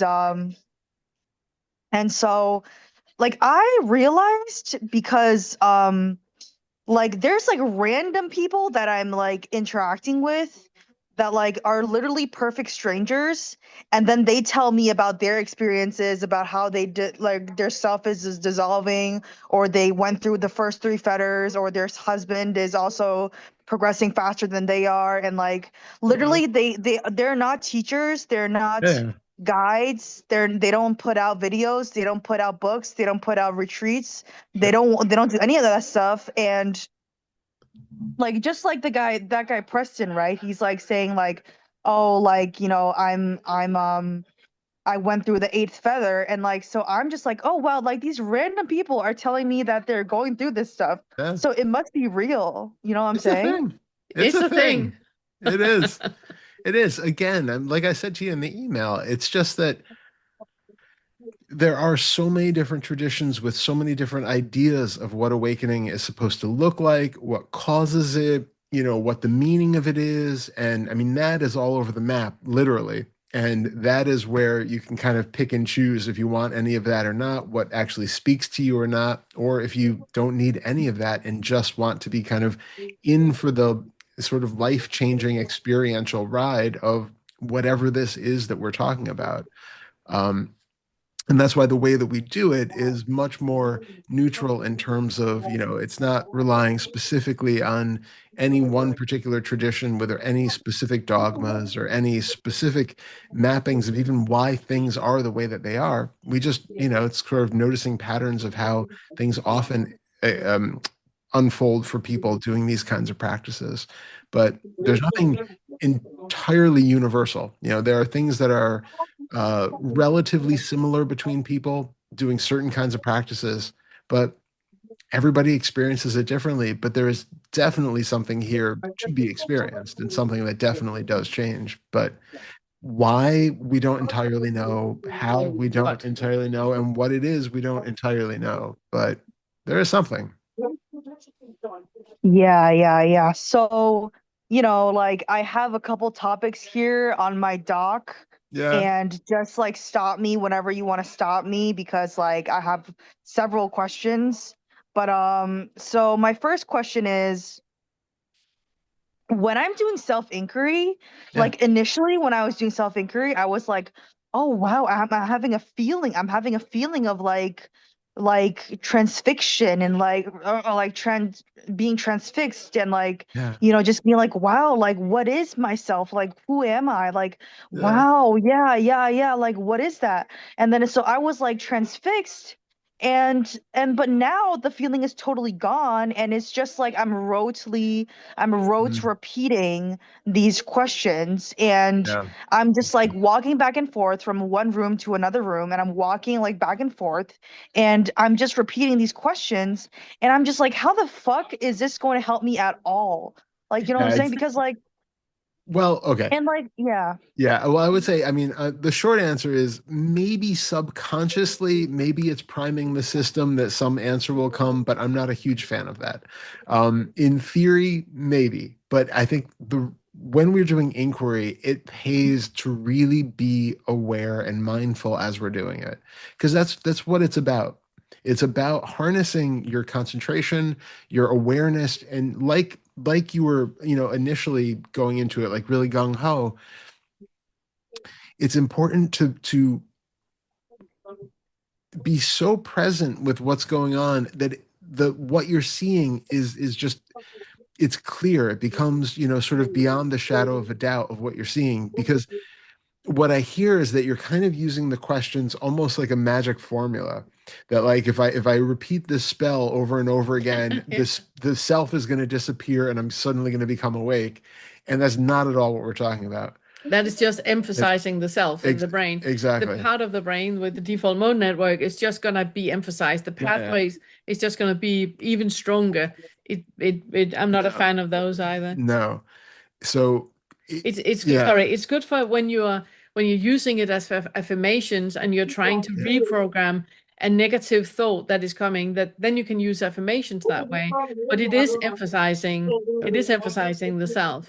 Yeah, I mean, even the idea of the Vicky who's walking around the house going, "Who am I? Who am I? Who am I?" Who is the one who is asking that question? That's the interesting And who are you asking question. to? Who is it being asked to? Who is asking it? What is the feeling of the Vicky who is moving from one room to another? That sense of agency is way more interesting to investigate than the kind of rote question of just, who am I? Who am I? Who am I? Who am I? It just becomes words. It's like saying apple 50 times in a row. It just loses its meaning. Just saying, who am I? Who am I? Doesn't really do anything. There's no magic to those words. The question is like, wait a minute. As we were talking to Marcus and others today, in this moment, what actually feels like Vicky? What feels like the centralized character right here, right now, who seems to be taking all of this in, who seems to be who can have the option of either standing up and walking out of the room into the kitchen or I'm just sitting muting. here. No, I think Yeah, it's I her. know. I'm Oh, just okay. I'm just muting you. Yeah, Okay, go on. there you go. Sorry, you can unmute when you're gonna talk. But who is it that? What is it? I'm not even a big fan of the question, to be honest. Who is it? Because it implies that there really is somebody there, and that they can be discovered, and that it's not. When we talk about a who, it implies a sense of being, like a real living being who has a certain isness to them. What I prefer is what. There is the idea is that there is some illusion happening right now. There is something which seems to be binding together all of these experiences into a belief about a Vicky who can stand up and walk from one room to another and, go and get a snack or go and sit down and read a book or make all of these choices. That what is way more interesting to investigate. And so then we look into all of the different experiences right now when it feels like I could stand up and walk out of the room. What is making you feel like you could, right? What is it a feeling of mobilization of muscles in the body, certain contractions, feelings of, tension in the face? Is there are there thoughts that are showing up imagining you standing up and walking to the room or to the kitchen or standing up and walking to the other room and picking up a book? Are there, is it that there is an idea of, like we talked to Machan, sorry, I already forgot, Yeah, not great with names. Machan? Machan, I Machan? think it was. About there being that idea of a centralized being who's located in this space, who is the one who's kind of taking everything in and maybe even calling the shots and pulling the levers and making the gears work to stand the body up and have it walk. Being so aware of what is going on in all five of your senses, both the external five senses, what you're seeing, hearing, smelling, tasting, and feeling, but also the internal versions. So any mental images that you have in the mind, any self-talk that says, "Oh, I'm really thirsty right now. I think I need a drink," and then that's propelling you up to get a drink. Any internal, smells and internal tastes of, like, all of a sudden in your mouth you taste a bite of an apple, and it's like, "Oh yeah, I think I'm going to have an apple," and then I take credit for the idea that now I want an apple and I'm going to go get one. Um, your internal sense of the body, the emotions that are there, the feelings of uh, it would feel good to bite into an apple and or get a drink of water. That the idea of that, the feeling of the body seeming to propel you up and mobilize to do that, just become aware of all of those and find out in any of those five senses, inner or outer, can you find the central Vicky who is knowing anything, who is doing anything, who's engaged, and doing that even just for like, 30 seconds mindfully, really looking is more powerful than spending an hour just walking around the room saying, who am I, over and over again, without actually meaning or investigating anything. Yeah, yeah. So I guess like, should I just ditch self-inquiry? Like No, there's no, this no, no, no. That is self-inquiry, though. Being, Yeah. being like looking for the self actively is the self-inquiry. Self-inquiry of just asking random questions and waiting for something to happen. It's not really inquiry. It's yeah, I mean, Inquiry is where there is a curiosity to yeah. how this works, and really looking for how this works and who is asking and what am I expecting the reply to be. There was not a reply. Am I now disappointed because there's not a reply?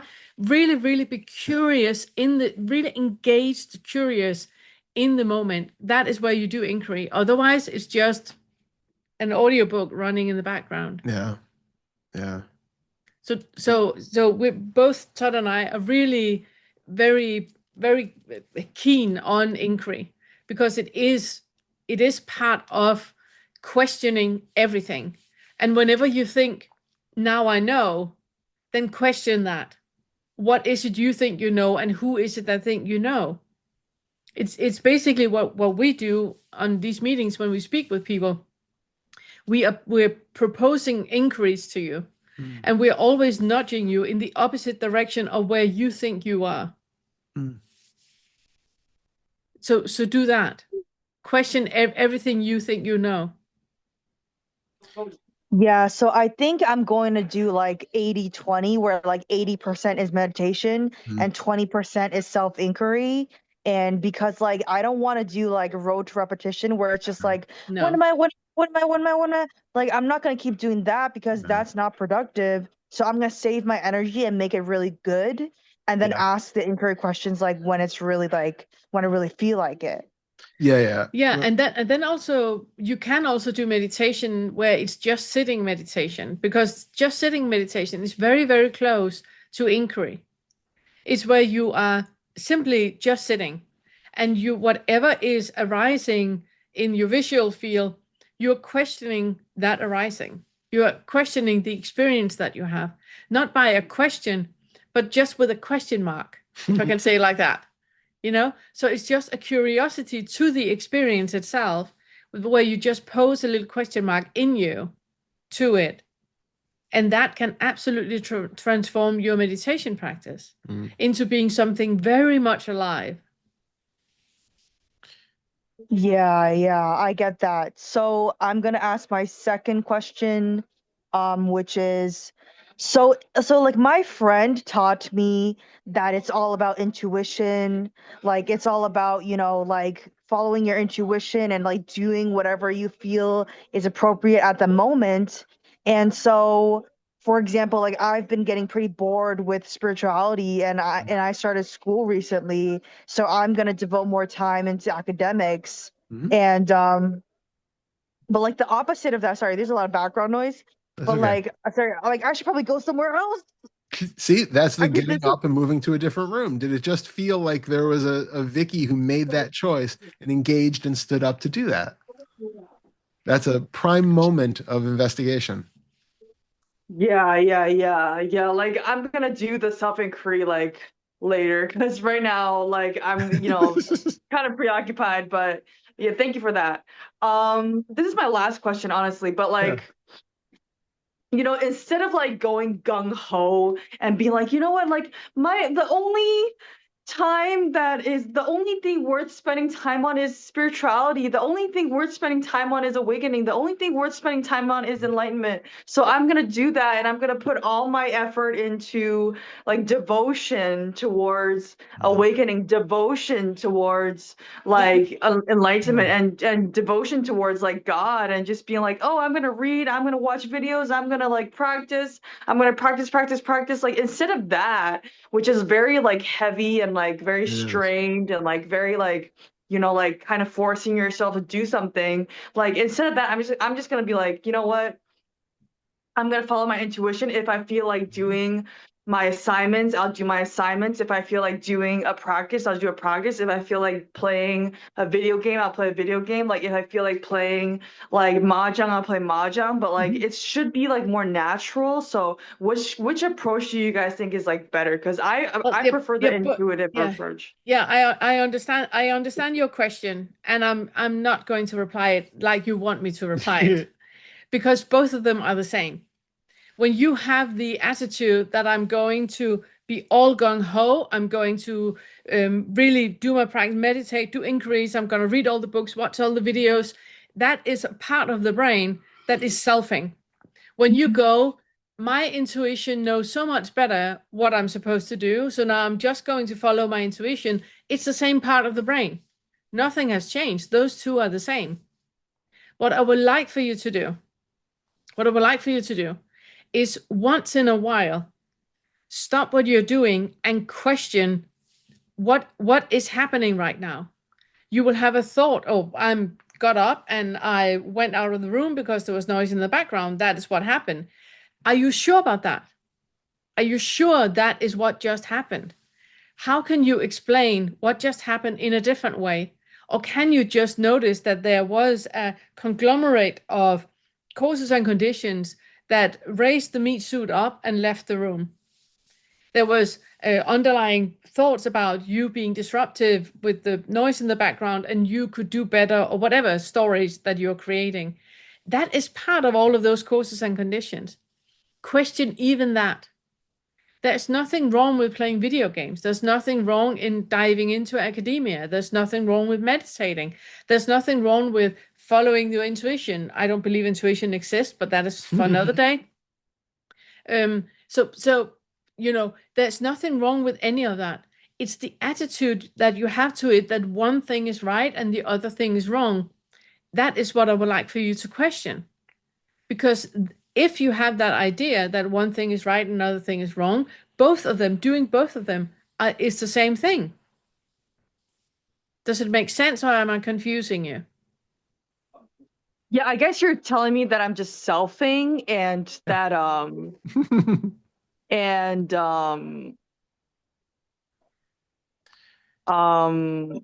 like I don't really understand how that's selfing, because like I feel like I'm comparing two concepts, you know what I'm saying?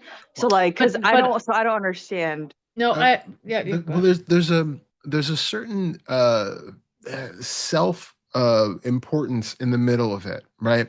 If I think what Pernilla is suggesting is, notice no matter what you're doing, that you're doing it. There's an idea that I am going to meditate for, you know, the next 6 months every single day and study and become enlightened. That's forceful in one way, because you're setting towards this idea that I am going to perform this behavior to get something. The other side is, I'm going to follow my intuition. I am going to do what I want to do when I want to do it, when it feels right. And that is still coming from that same starting point of, that's an I here. Exactly. Instead, notice that you are just playing a video game now, and now you're practicing, and now you're eating, and now you're reading a book, and now you're doing something else. And notice that that is all happening without that central I who is deciding that now I am going to practice, and now I'm going to devote my time to academia. Those ideas are the selfing that's happening. Instead, there is a body which is going to go about its life, and it is going to meditate, and it is going to do academics, and it is going to play video games, and it is going to go get a snack, and all those things are going to happen. But they're happening naturally, without that feeling of, I am going to make the right choice and do that. and now maybe I've made the wrong choice because I'm not enlightened and 6 months is over, and maybe I'm going to second guess my choices. All of that is the selfing. Instead, just notice that, like Pernilla said, based on innumerable causes and conditions that we can't even fathom, you have suddenly moved out of the room and you don't even know how you moved out of the room. You don't And then know you've why gone, you moved out of the yeah, room. And if you start to wanting to find out why you moved out of the room, you're just creating a story. yeah, You're pulling, yeah, it's just making up things, making yeah, up shit that is not real. But it's what feels right in this moment, and that is why we say that this is what happened. yeah. But all that is selfing. You can, yeah. Yeah. I think I'm getting it. So basically, what you Right. guys are saying is that the innumerable causes and conditions cause me to function the way in which I function. Yeah. And so instead of deciding that I have control and saying I can determine how I live and move because I can decide whether, okay, 说的等一下. Like I can decide, sorry, I moved to a different location It's because like spontaneously I the moved to a the different location location that moved is with more you. noisier Yeah, it's so again. Like I'm funny. so sorry. It's so funny. I'm so It's sorry. fine. It's fine. Yeah, and like instead of establishing that I as Vicky have control and I'm going to either be gung-ho or be intuitive, Yep. I kind of just identify that like I'm just going to witness what happens in my daily life and witness how I function in daily life and see what activities I do in every moment because I have no inherent control over it and it's all determined by causes and conditions. Like, is that true? Yeah, you have Yes, no but free now, will. You yes, have no but free will in any of it. yes, but now take the I out of that statement too, because ironically, that was still it's so incessant, right? Or insidious. It will always find a way to put itself back in. So what you said, yes, but take the I even out of those statements. Just that I'm not. It's not that I am going to notice what is happening, and I am going to. It's just like Noticing. it's just noticing. That It's just happening. There's no free will. You have no free will. You have not decided that now you're going to study and go into academia and now you're going to sit down and play a video game and now you're going to get a snack or get out of the room. You have not decided that. There's no free will. There is a lot of causes and conditions that is moving in a certain direction, and that is what the curiosity is for. And noticing that arising that is happening without an eye behind the wheel. Yeah, so just like emphasizing, like even in like daily life, when you notice your activities, like emphasizing that like there is fundamentally no self and that like the eighth feather is kind of like the final goal and kind of just to destabilize and ultimately demolish the idea of the self is the fundamental goal. And so that's kind of like where I should revolve everything around, right? And then remove the goal and the one that moves towards the goal. Exactly. It's the same thing again. I can recommend you to watch the first lesson in the first fetter and really see what is it in you that think that you are doing anything, that you have agency in doing anything, because that is the one that is pulling you around in this maze that you're in. It's much more about awareness and presence, just being present, and all of the little layers of I am doing this for a goal, I'm doing this for a purpose, there's something here at the end of the rainbow for me. All of those things are just thoughts There's that are even a taking you. movement in a certain direction. Yeah, yeah. That is another delusion. All of that is just thought, which is taking you out of presence with what is actually here, right? The fundamental reality that you can witness ever is what is directly in your experience, right in your senses right now. Anything else about where it might be heading or why it's happening the way it is or what you need to do to get some other future attainment is all creations by the mind. All you really have in your present moment experience is what is here. A thought might arise. You might witness the thought as a present moment arising, but the content of that thought is still trying to point to something else. Just recognize whatever is showing up and practice becoming more and more present and mindful in your daily living. So you're not doing that for a purpose. It's just something that's going to spontaneously happen, right? We're basically planting seeds so that hopefully there will be more and more times when, the mind remembers to, oh, really feel the body as it's performing a task. Even playing video games, becoming aware of what is happening in the mind while you're playing video games, what is happening in the body, being fully into the senses of the entire experience of playing a video game makes everything meditation. It makes life one mindful exercise. And that's really the way to see through all of the layers of identification that we've been talking about, all the desire and craving and aversion and all the things that we've mentioned to everybody, even the existence of emotions as the way we think they are, all of those things get broken down when we are with the raw, direct experience of what is actually here, present in this moment, without putting on all of these assumptions about what it's going to lead to or what led to it. It's just being in its most raw and basic form. And there will be times when you are absolutely caught in the mind and you are absolutely planning your future and you are absolutely studying vigorously for a test and all of these different things will happen. But when you remember, you'll just come back to being present in the body and present with the senses. And that can become a slow habit of learning to live that way. It doesn't mean that just doing that once or even for the next year is going to spontaneously create some, massive change of perspective or something. It may not, but we're not doing it like that. This is like retraining the system basically to live from a much more present, content, easily equanimous perspective, as opposed to constantly being pulled by suffering and wanting this and not wanting that and thinking something should be other than it is. All of that is just mind created suffering. So this is about coming down below the mind as much as possible and just being with the raw presence of whatever is here when it's here. Yeah, so kind of like ditching thoughts, right? Like you can just say yes or no answer, like by the way, because I Yes. don't want to take up Yes. much more Yes. time, but Yes. it's like ditching thoughts Yes. completely. Yeah. Yeah. Be present with what is showing up in your senses, not Allowing the thoughts to arise, Yeah. but don't believe in them. Exactly. They're not saying anything true anyway.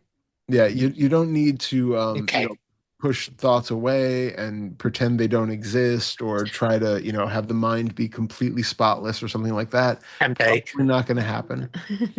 But you can constantly come down when you recognize that you've been taken over or identified with a thought. Come back into the body and feel what the sensations are here. Notice what is right in front of you, in front of your eyes. Notice what you're hearing as with as much clarity as you can. Like really focus on the sound in the room and just hear it. So you're constantly coming down below those thoughts. So you're not forcing and you're not fighting them, you're not trying to get rid of them. You're just recognizing that they're just thoughts and there's so much more that you can put your attention on that's right here present and that is not being affected by them. Yeah, thank you so much. I feel like you taught me how to, because I've also always been wondering, like, how can I meditate every moment? Yeah. How can I meditate in every day, every moment, like in my free time when I'm doing chores? And I think you just taught me that. Yes. Yeah. And I've heard, Exactly. obviously, I've heard it before, but like it didn't click. But I feel like it's starting to click. So you know what I'm saying? So Wonderful. thank you for that. Thank you And so much, yeah, Vicky. Yeah, thank you so thank much. you, thank you guys so much. Yeah. And It's a remember, you pleasure. can re-listen to this again because next time you will hear it differently. Yeah, true. There will be Okay. lots of takeaway for you. Yeah. Thank you, thank you guys again. Thank you so much. So good having Vicky. you here. Thank you. Bye. Okay. Next up, we got Robert. Yay. Hello, Hey, Robert. Robert. How are you? Let's get you unmuted. I'm really glad to be here and surprised. I've been a member of this for years, recently bought the course and having not able at all to deconstruct my sense of self. Hmm. I have a guru online that I meet with once a week. And by coincidence, she has the same traditional approach that you do. So that fits in. Interesting. That's great. Uh, However, I'm self-diagnosed with childhood PTSD. By that, I mean I could not talk to or play with other children, could not dance, roller skate because my body was so frozen. And I got the nickname in high school of Stoic because I never expressed any emotions. I married a mirror image, a fellow hermit. Uh, Fortunately, I had a stroke 5 years ago, which changed my personality. So I have come out. And the trouble is, my brain is too slow to drive or to take care of myself. So I live in a home with 100 other people who are here to die because of our age. I But live, yeah, sorry. none of them are interested No. in doing non-dual awakening. So, darn. I know. I really liked everything I'm hearing so far. Like Laurie, who talked about yelling out. Yeah. When I came here 5 years ago, immediately, recently, Wedo started looking for a girlfriend. Finally found one, and I invented on my own myself, laying in her lap. Just let myself start to feel safe. That's the only thing I worry about is feeling safe. Yeah. And then all these jerks and sounds come out. Yeah. Our neighbors are all deaf, so it doesn't matter. That's great. And this can go on until I finally end up just laughing and feeling better. Yeah, I love that. I forget to do this every day, and I also do it when I'm falling asleep. I love that. I love that. It's such a wonderful healing. I'm really happy that you found somebody who was willing to participate in that with you too. That's beautiful. That is weird. What were my questions? Yeah, Go ahead. Robert, I just want to say that I don't know if you really have thought about it, but we are all just living in a house with people that are dying. Yeah. Oh, but we know it because they. Yeah, but we know it too. Yeah. No, we don't like I do. No, but what I mean is that, I live in a house with somebody that's dying too, and he lives in a house with somebody who's dying too. Yeah. There's nobody who's dying more than anyone else. And just because you're old doesn't mean that you're dying sooner than anybody else. That is a trick of the mind. Oh. Reality is that we don't know. I can be minutes from a heart attack, and we have no idea. We have no idea. There's nobody who's dying more than other people. Well, I have the feeling that we are. Well, because when I came here, I was head of a beanbag baseball team, 7 on the side. Most of them have died since then, been replaced. Yeah. People that I emotionally connected to. So there's a constant grief kind of thing. Yeah. And that is what would be wonderful if you could address, because that is not tied into people dying. It's that feeling of loss, that feeling of unsafety. That is what would be wonderful for you to address. Yeah. Have you done the second Fetter material? That was, you suggested that. I mean, listening to, start with the second Fetter. Yeah, that's a good idea. Yeah. The thing I like, you said, Laurie, that there are existential release. Yep. Yeah. That sounds good. Yeah, the exercises are amazing. The exercises, because they're really allowing the body to experience and express without the conscious mind deciding what it is that is going on, which is really lovely. And particularly if you have CPTSD, where it happened, early on, and that has completely shaped your entire life view, yeah, then your body would really appreciate that. And then Yeah, there are no words associated with these experiences.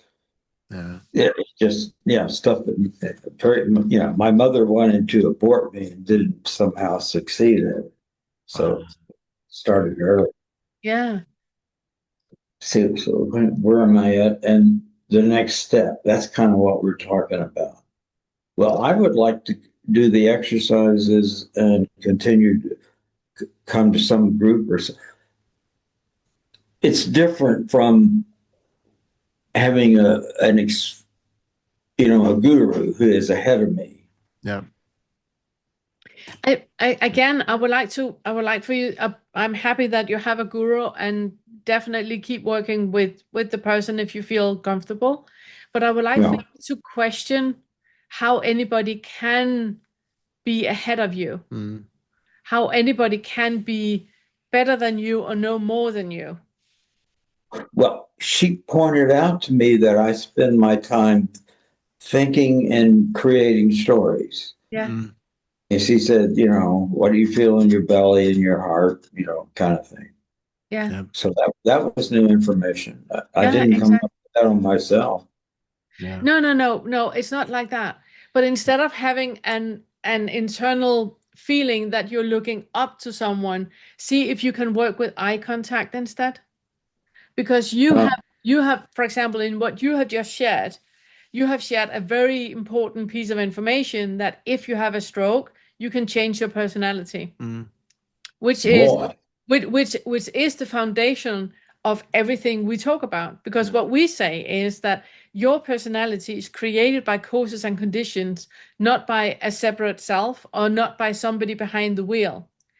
By you having a stroke and completely changing your personality is proof of that. That there is not a single Robert that has been the same from lying in the womb and mom wanted to have an abortion until the Robert that is sitting here. It's not a single person that has been through all of that. There is a meat suit that is in constant flux and flow, that is experiencing so many things all the time. And all of those experiences is creating a perception that we believe to be real. But it's not more real than a stroke can completely change that. And suddenly outlook of life is different. Suddenly you're not afraid of sharing your feelings. You're not afraid of trusting in another person where you can just lie in her lap and just allowing the body to experience and express. That is information to somebody that is here that they have never thought of. Well, you're saying that makes me feel like I want to cry. I'm being touched by what you said, being validated. Wonderful. Yeah. Wonderful.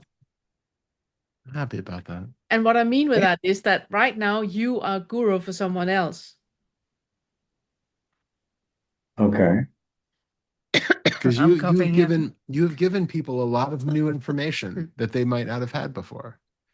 Just like your guru gave you new information that you hadn't had, you give it to somebody else.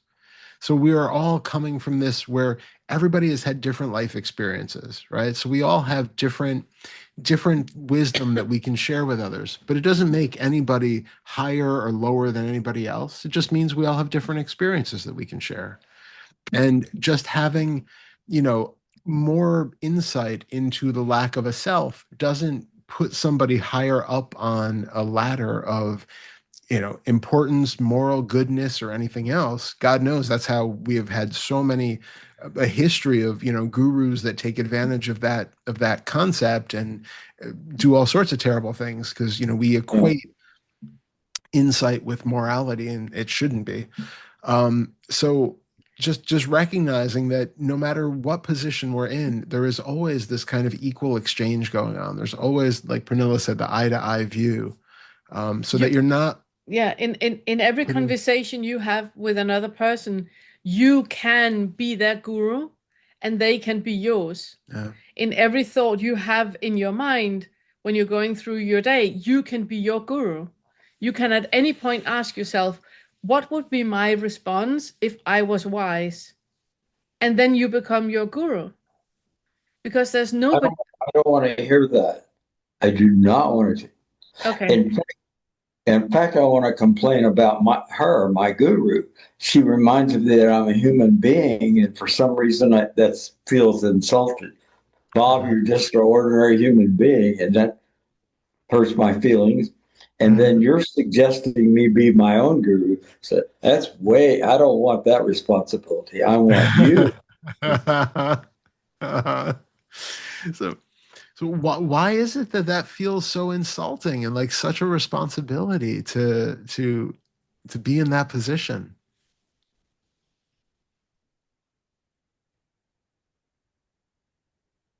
I don't want to give up my victim story waiting for somebody to rescue me. I understand that. It's a very comfortable position to be in. Yeah, that's my word. I want to be here and I want to be totally comfortable all the time. Yeah, life sucks that way. Yeah, that and I can see why being seeing yourself as a human being puts that in jeopardy too, because being a human being is inherently uncomfortable a lot of times. There is a human body here, which, as you've experienced, goes through lots of changes and sicknesses and all sorts of injuries and other issues, and a lot of times it's uncomfortable. And the fact I'm very judgmental. That's awful that we're born and ate shit and die seems to be all they're into us. And it's funny because that's that. And it's funny because that's the sort of, I don't know if you're familiar with much in the Zen tradition.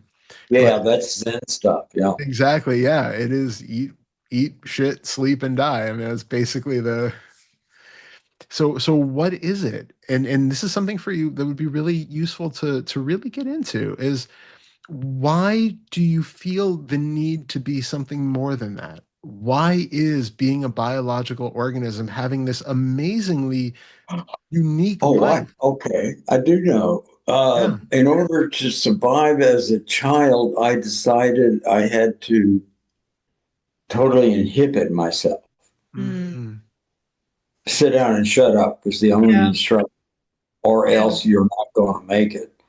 Which means that in your body, you have an experience of life being life can be in two facets. Either you are quiet and basically invisible and surviving, or you are speaking out and experiencing, and then you will be punished. Those are the two things you can choose between, which means, and that is still in your body. But as a child, I still have.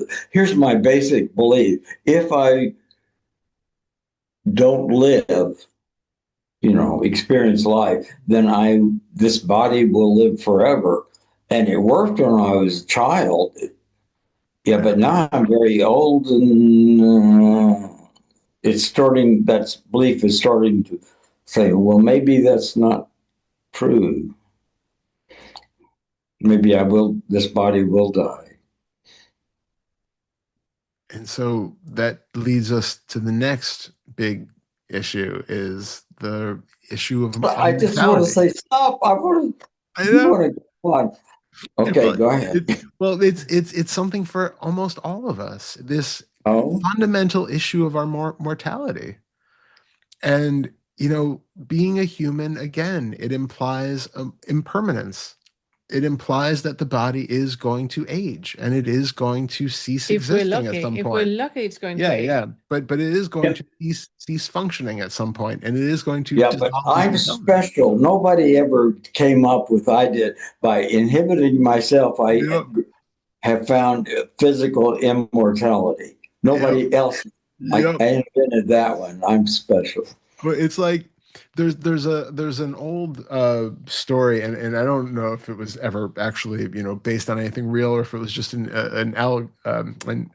helpful allegory. But basically, there was a monastery, and the people were meditating, and there was a cat in the monastery, and it would come in and it would disturb all the the monks. So it got to the point where they would tie the cat to the tree before they meditated. And then that was, so after a while, it got to where they had a routine and a tradition that you had to tie a cat to a tree before you meditated.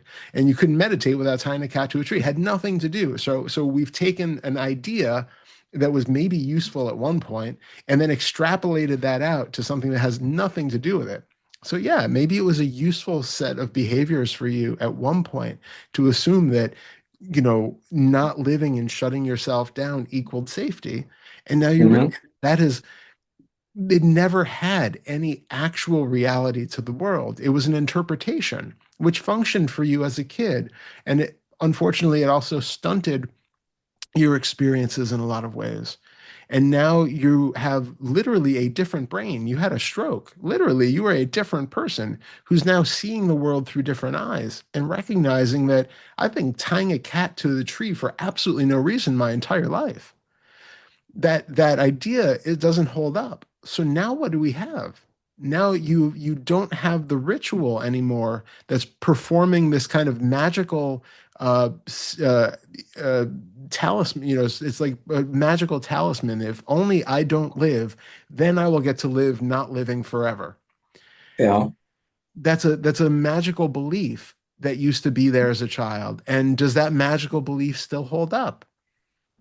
If Yes, but it's getting doubted. good. That's weird. Exactly. And it should, because you see the people around you. And even if somebody else had this belief, recognize, well, only if I don't live, I'll live forever. Realistically that that's not going to hold true.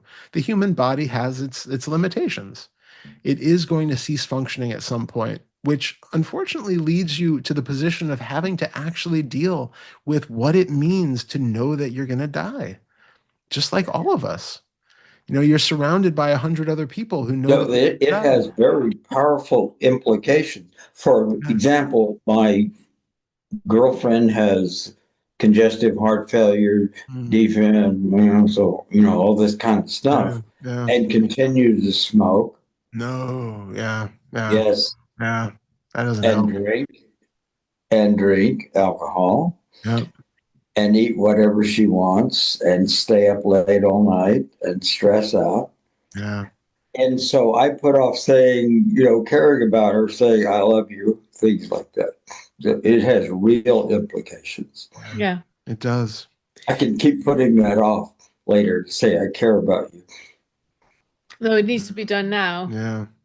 It's also, we have this idea. Goodbye. I do Sorry. not like that. That is too strong. That really hit. Yeah.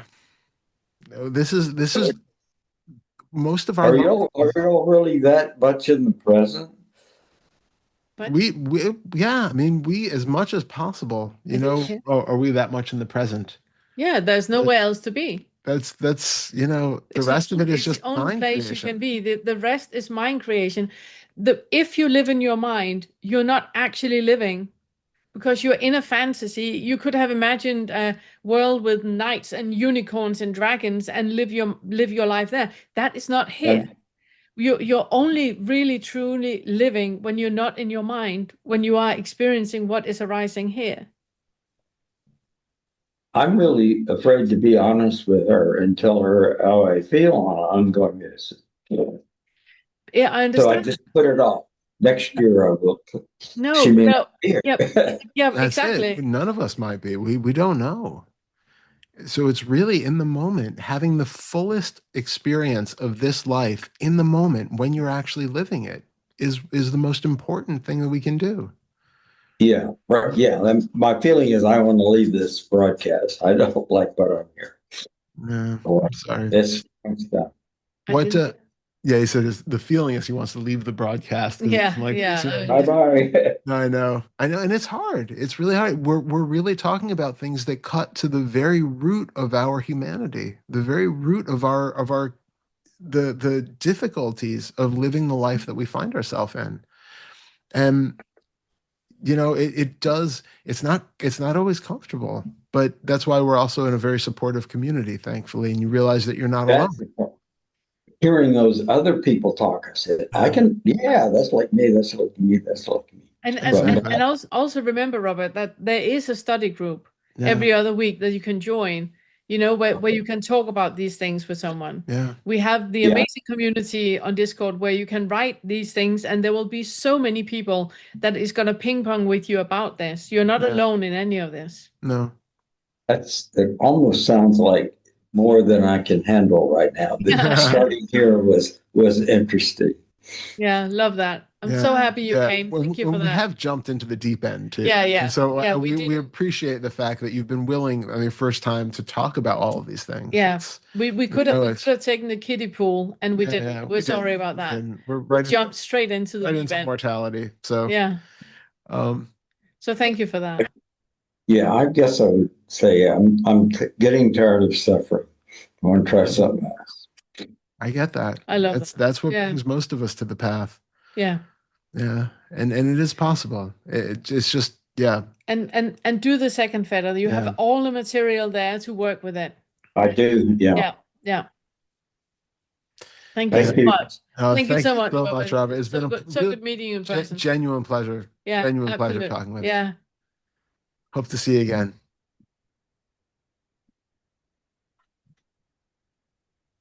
Okay. Then we have Giles. Hello. Hello, Giles. Welcome. Hiya. How are you? Thank you. Nice to meet you. Okay, thank Likewise. you. So there's a bit of a lag with your connection. Good. It's So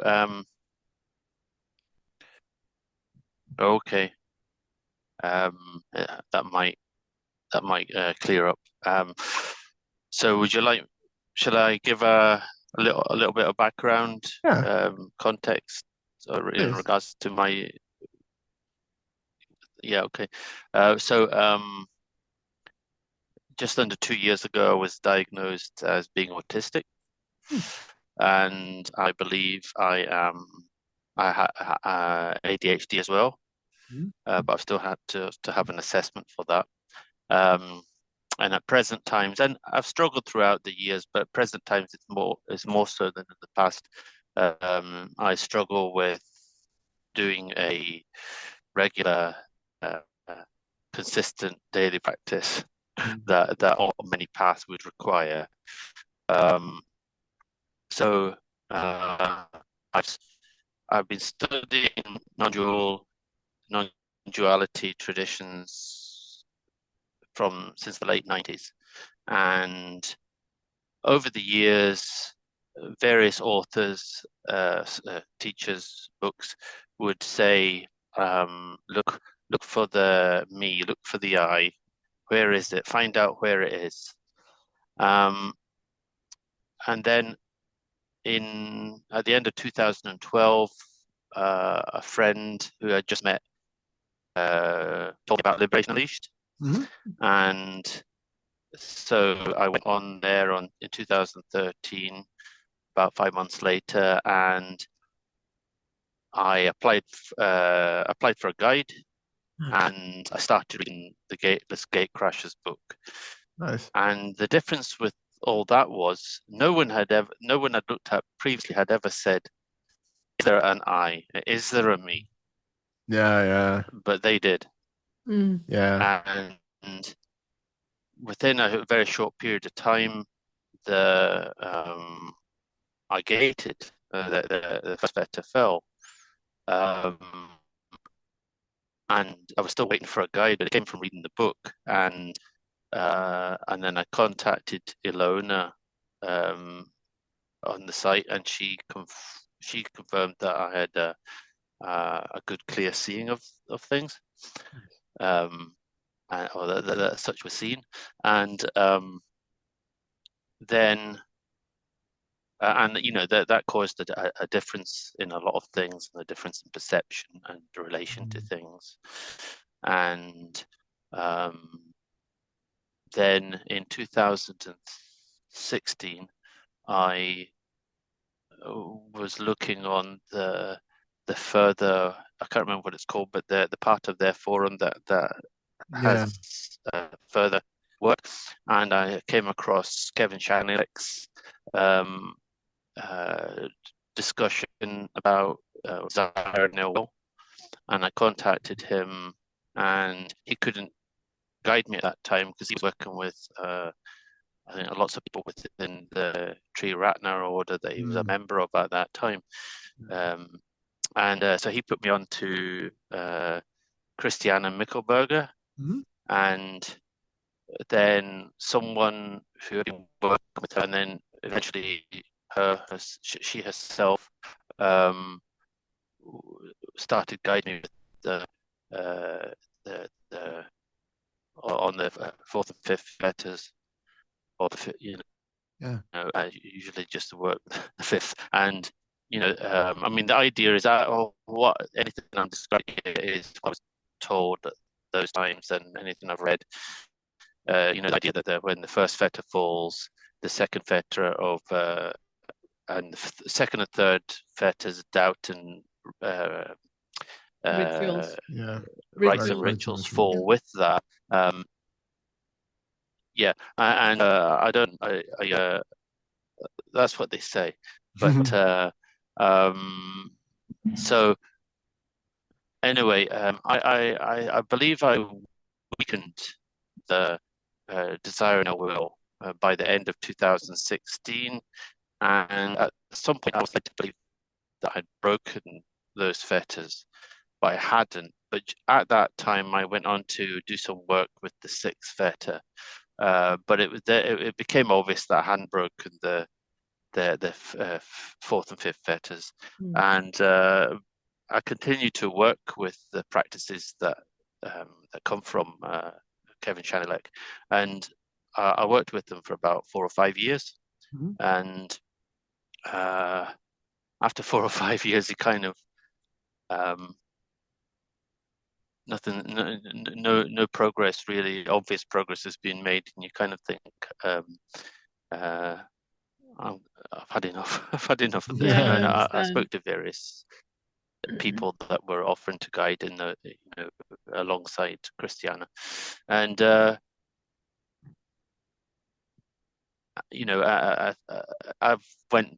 attempted to go back to those practices from time to time. I think it was about a year and a half, 2 years ago, I came across your websites and YouTube channels, but I only actually got around to looking at them, about 2 months ago, and shortly before I emailed yourself, Todd, and it appears to me that both of you go into the fetters in a lot more multifaceted way and in a deeper way, and a different way. So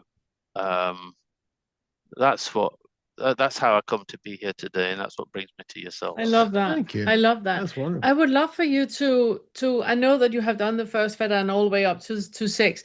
I would love for you to do. Well, so apparently, maybe not. Maybe no, not. Sorry, exactly, sorry to interrupt. exactly, yeah. Maybe not. That's what. Yeah.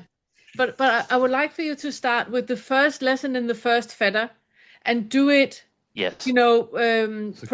Sequentially.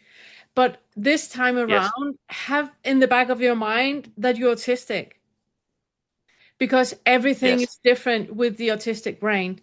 The way that you perceive the identification of a self, it's been a long day now. It has. Identification of a self is different than what a neurotypical experience is at. So if you can do all of it again, but with a different angle, so you look at it through the autistic eyes. And because I'm an autist, the awakening curriculum is made in a beautifully structured, boxy way that is wonderful for the autistic brain. So start by the first fetter, first lesson, and then take it progressively like that, and then see in the playlist. Exactly, and then see what is different this time, because you're going to turn over a lot of stones that you have not seen under. I don't know if I can use a metaphor for you, if you understand. Yes. Yeah. Absolutely. Yeah. So just notice the very different experience it is now, knowing that you're autistic, because everything is different.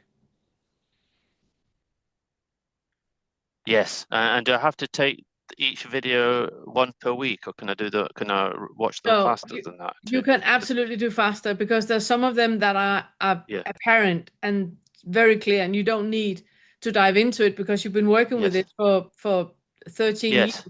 you know, Yeah. so you don't need to do that. So Yeah. take it, you can That's take, what I was wondering. yeah, binge watch if you want to.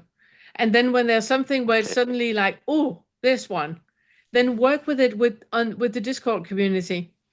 But just keep having in the Yes. back of your mind that the entire experience is different now when you're not masking anymore. When you can experience the world Yeah. as an autist, because the way that we perceive boundaries is not the same as the way that a neurotypical person experiences boundaries.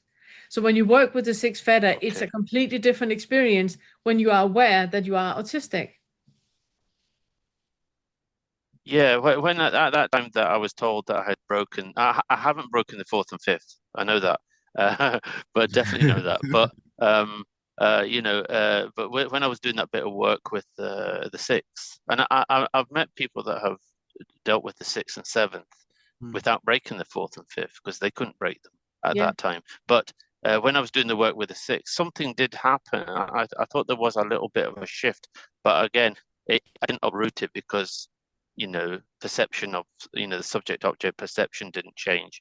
Yeah. But I had a bit of an insight into it, and anyway, I went back to the fourth and fifth after that anyway because it was so apparent that I hadn't broken them.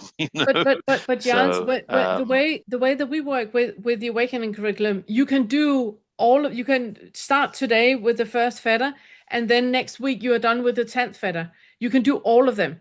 yes. You don't need to wait until moving on, until one other is broken. You can do all of them. Which means that work with all of them at the same time, you mean? yes, Yeah, yes. we work with them as a Yes. wheel as opposed to as a ladder because Yes. like exactly like you Yeah. experienced too, you can have some sixth fetter experiences which will, like I said to, I forget who it was I said that to, because they're all identification. It's all layers of identification. And so what you experience later in the later fetter stuff might actually help to undercut and uproot some of the earlier levels of identification that just hasn't been, seen before. So they're all interwoven. That was full. Exactly. Yeah. And for example, that was how that somebody earlier. Yeah. Yeah, exactly. Exactly. And we have experienced a lot of people that have worked with the eighth fetter. And when they started to work with the eighth fetter, the first fetter really fell into place. Then they really could see, because they're related. Exactly. They're pairs. They're pairs. Yeah, a lot of confusion between them as well. A lot of people have, I think. Yeah. Yeah. So start to binge watch, and when there's something that you need to speak with, talk to the community, and I would love to hear in a month next time we have a meeting how you're doing. Yes, that's great, and I'd never heard of the way you just the titles or what the second and third are about. I'd never heard of that before, and and the people just say, "Oh, it's doubt of the Buddha's path or rites and rituals," but I never heard of the emotions or the other one that you said. I can't remember what the other thing was about. Never heard of that before. But if you really think of it, then doubt is not only doubt about the Buddhist path. Doubt is also all the feelings and emotions that we have, because doubt, whenever we have doubt, that's it's what I was because we wondering. have whenever we have a doubt, it's because we have an underlying belief that is telling us one thing, but we have an equally strong underlying belief that is saying the opposite. That's doubt. Which means that it's everything. It's all of your feelings and emotions. It's all of your feelings and emotions, and those underlying beliefs needs to be dissolved. Otherwise, they will drag you in directions that you're not even aware of. But would it be right in thinking that the feelings and emotions are linked to the desire and ill will as well? Mm-hmm. Yeah, exactly. You're gonna find that maybe one of the reasons why the fourth and the fifth hasn't fallen yet for you is because there's stuff in the second fetter that hasn't That's what I was dissolved. wondering. Yeah. Exactly. Exactly. Yeah. In some of the Facebook groups surrounding the work of Kevin and Christiana, and then themselves, they will say that if people that struggle to break the fourth and the fifth, and there are other people that have taken years to break them. Often the problem is that there's unresolved things around the first fetter, but Exactly. the second and third fetter are still hanging there unlooked at in the Yeah. dark, Yeah. And I'm wondering, listen to yourselves. Is it something going on there? Because I went back a couple of years ago and did a lot of work on the first fetter again, trying to look for any remnants in experience and do my best to uproot those. And it did seem to have quite a good result, but still, nothing's different, I'm so so that's looking great. forward to hearing. I'm so looking forward to next time you telling us Thank how you. you've been getting on. Yeah, I'm really, really looking forward to Yeah. that because I think this is going to dissolve a lot for you. Yeah. I'm really sure of that. Thank you. Yeah. Thank you for doing So happy you're here, Giles. everything you have done Thank and being you. here. And two very quick questions, and Yeah. I'll let go for other people. But one was, you mentioned the breathing rocking exercise earlier. Yeah, Existential release. existential release. Yeah. Yeah. Did I remember correctly? Is the inhale on forward and then exhale back? Yeah, Is that right? because when you're leaning forward, you're opening up the chest cavity. And when you're leaning back, your Oh, yeah, abdominals, right. your abdominals are contracting and the diaphragm is pushing air out. So the expulsion And how happens. far do you need to have? Yeah, the expulsion or the exhalation is like automatic. So it's like the force of the body collapsing backwards that pushes the air out. And so that's why Pressure.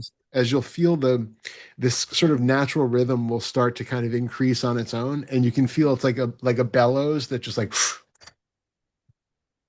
as you're like doing the bellows, and the body just kind of starts to take that on itself, and the breathing will just go with it. Yeah. That's great. Okay. And how much space do you need to lean back for that? You can see it on the video. Vertical. Yeah, you can see it on the video. Oh, is there a video? Yeah. Yeah. If you click it in the. Is that on YouTube? No. If you click here in the description. In chat. Leela, chat here. Leela posted, and Mark just reposted. Ah. Chris just reposted the. Oh, okay. I'll have a look at that. Yeah. Then click the link I'll now. have a look at it afterwards. Yeah. Yeah. But remember to click the link now so it opens, because the moment we shut down, it's gone. It's gone. And I can't remember if that one's public or not, or if it's. No, it's not. Okay, not and yet. the I want to second make it question, public. I've been wanting to make it public. I haven't yet. That's fine. And the second question, I think at the beginning you mentioned an inquiry group or meeting, and earlier and a little bit and recently you mentioned a practice meeting or group or something. What are these?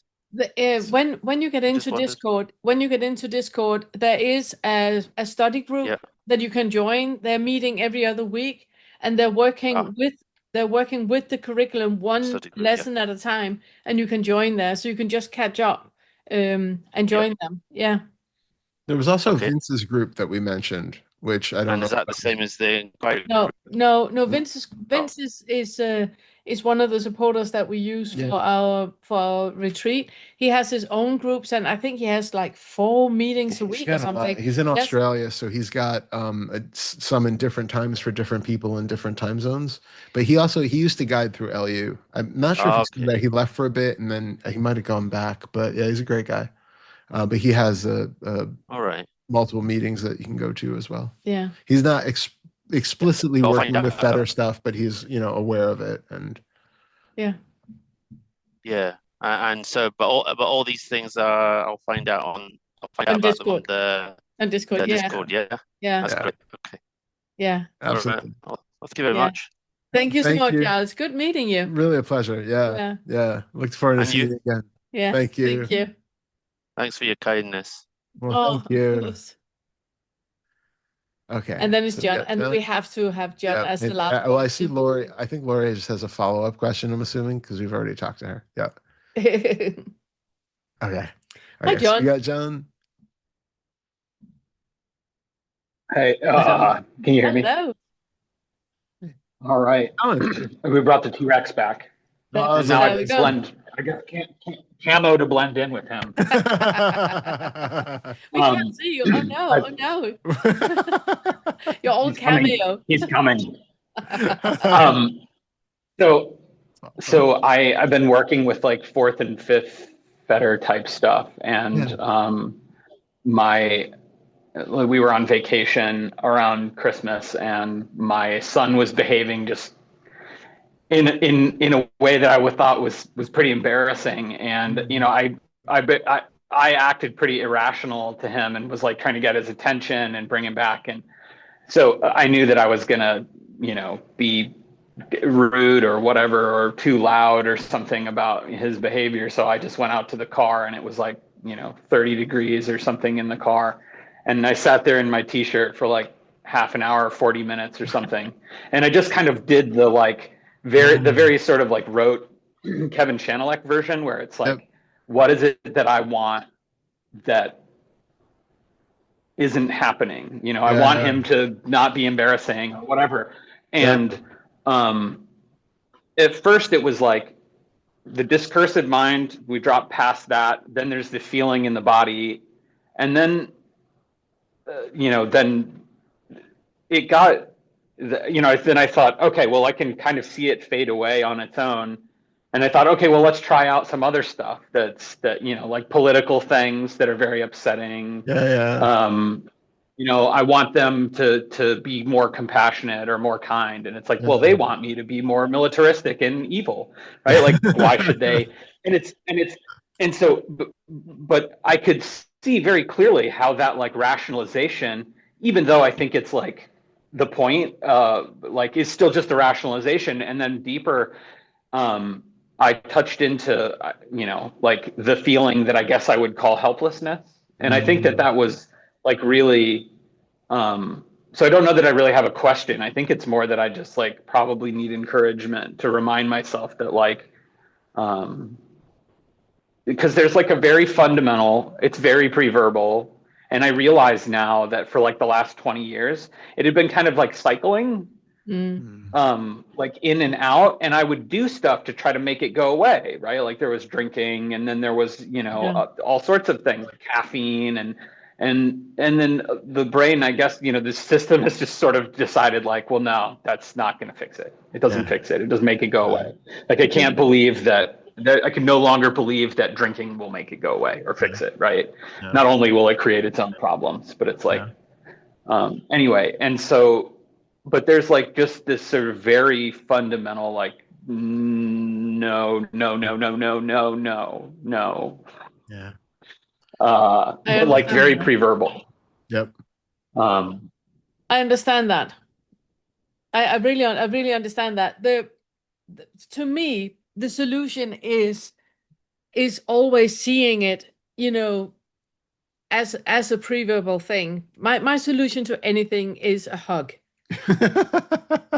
Ironic that I hate hugs, but my solution to anything is a hug.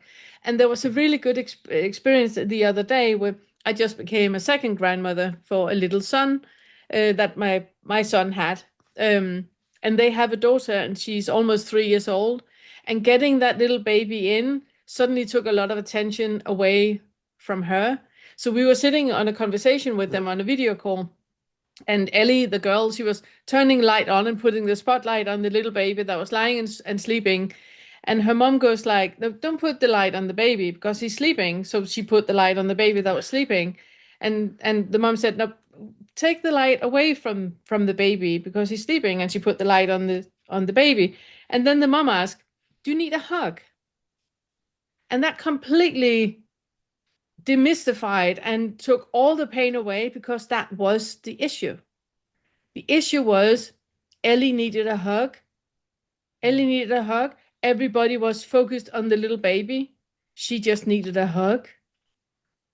And to me, that is the solution for the majority of things. When you had to leave the room acting in a super embarrassing way because you were afraid your son was embarrassing, You felt Oh yeah, I badly, realized and very then quickly that I was the one. exactly. So it's basically you getting out to the car and going like, "Do you need a hug?" Asking yourself as you're a 3-year-old, because pre-verbal things are happening in you. When you think about the government and everybody that is shooting people down in the street and all of that, and you have that fear coming up in you, ask yourself, do you need a hug right now? And most times when we have those pre-verbal feelings, it's, yeah, I really need a hug. I'm scared. I'm shameful. I am feeling guilty. I am all of those big word things that we can feel, big feeling things that we can't find a proper box to put it in. And it's just, arising in us and we don't know what to do about it. A lot of times, the first thing we need is to calm down, calm your nervous system, because you cannot find a solution when you're sitting in the car intellectualizing a fourth, fifth exercise, doing it in the car when that is not the issue. The issue is in the second fetter. And the solution to second fetter is calm. You need a hug.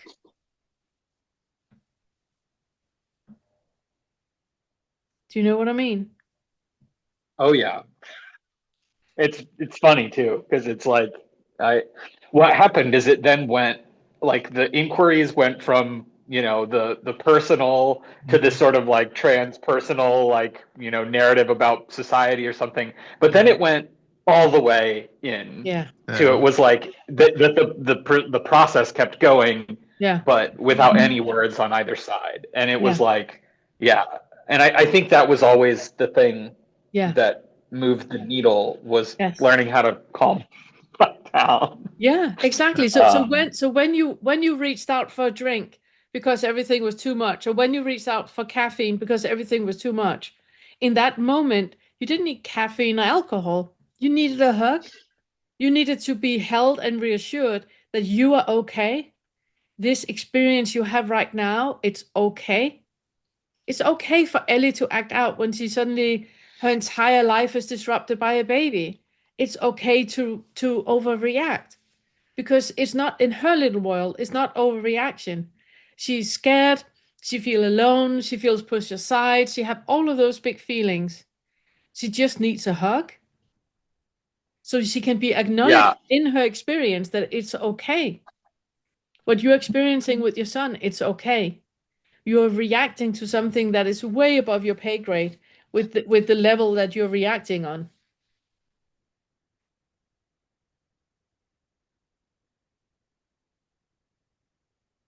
I think it makes the like desire to work on the 4 and 5 make sense too, though, because I had a lot of displacement of that, like the comfort in intimacy with, like, interpersonal intimacy or love, like wanting to find a relationship to fix me or rescue me or something like that. That it just, like, because the next question was naturally going to be like, well, what if I can't get a hug? Somebody else needs to give you a hug. Are you sure about that? That's the inquiry right there. So Yeah. thank you. Yeah, exactly. Yeah. All right. Thank you. Thank you I guys love so you so much. much, John. I love you so much. Yeah, it's so good. Yeah. It's always a joy. Thank you so much. Yeah. All right. All right, Yeah. say hi to the T-Rex for us. Yeah. Okay, Lori, I guess we have a follow-up, and then I'll take a break. Yeah. Hello, my friend. Hello. Oh, and yeah, I just oops.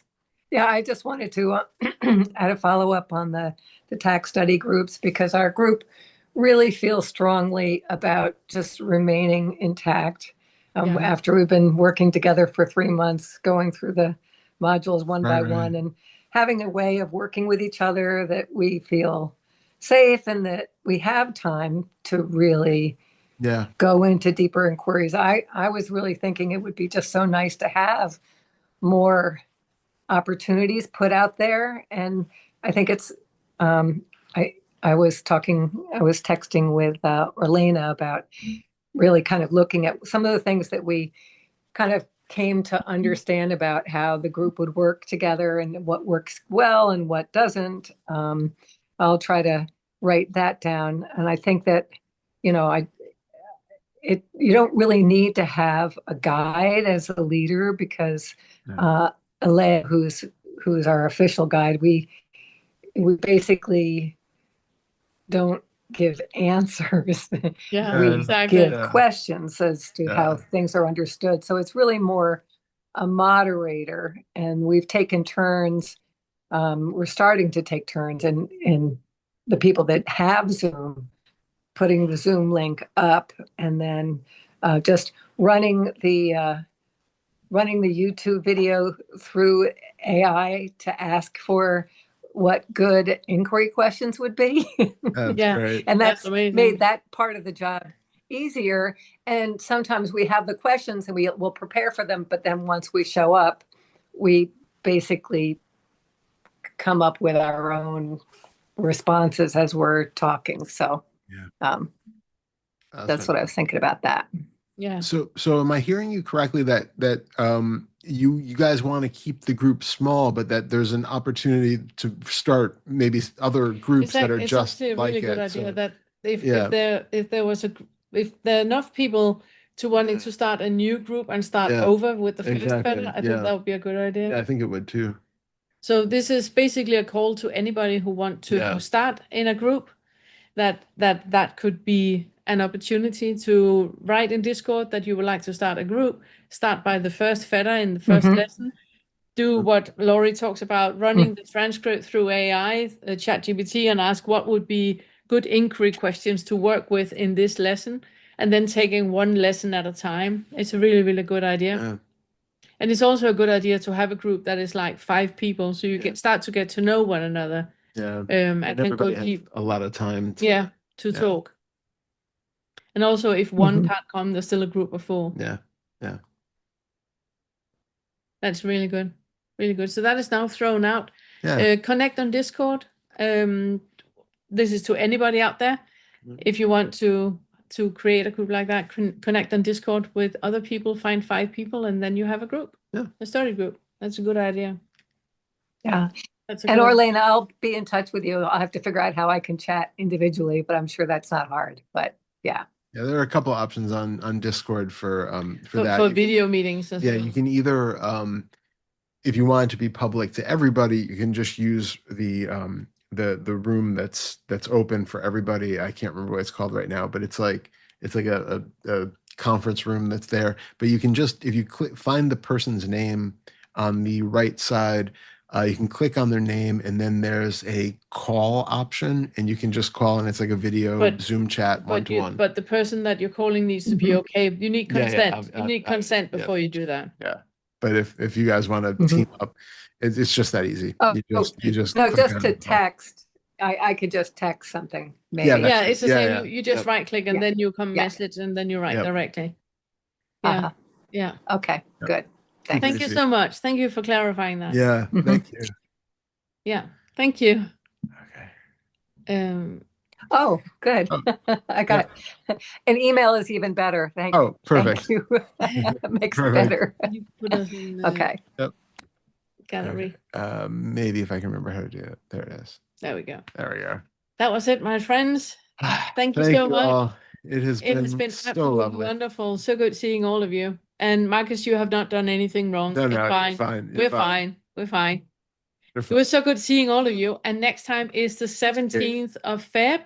And that would be the last time before we go to Europe, where we don't have any meetings because we don't know about internet situation and all of that. So make sure you are here the 17th of Feb next time. And then it won't probably be until June for the next one. So we'll have a date on that one. But yeah, so we have a date. It's in Discord. We do. I just don't remember what it is. Yes, me neither. So yeah. Thank you so much. Thank you. Thank you so much. Okay. Well, thanks. I'll see you on PayPal. Oh, thank you so much. Thank you so much for that. We appreciate that. Appreciate it. Thank you. Bye-bye. Thank you. Bye. Bye.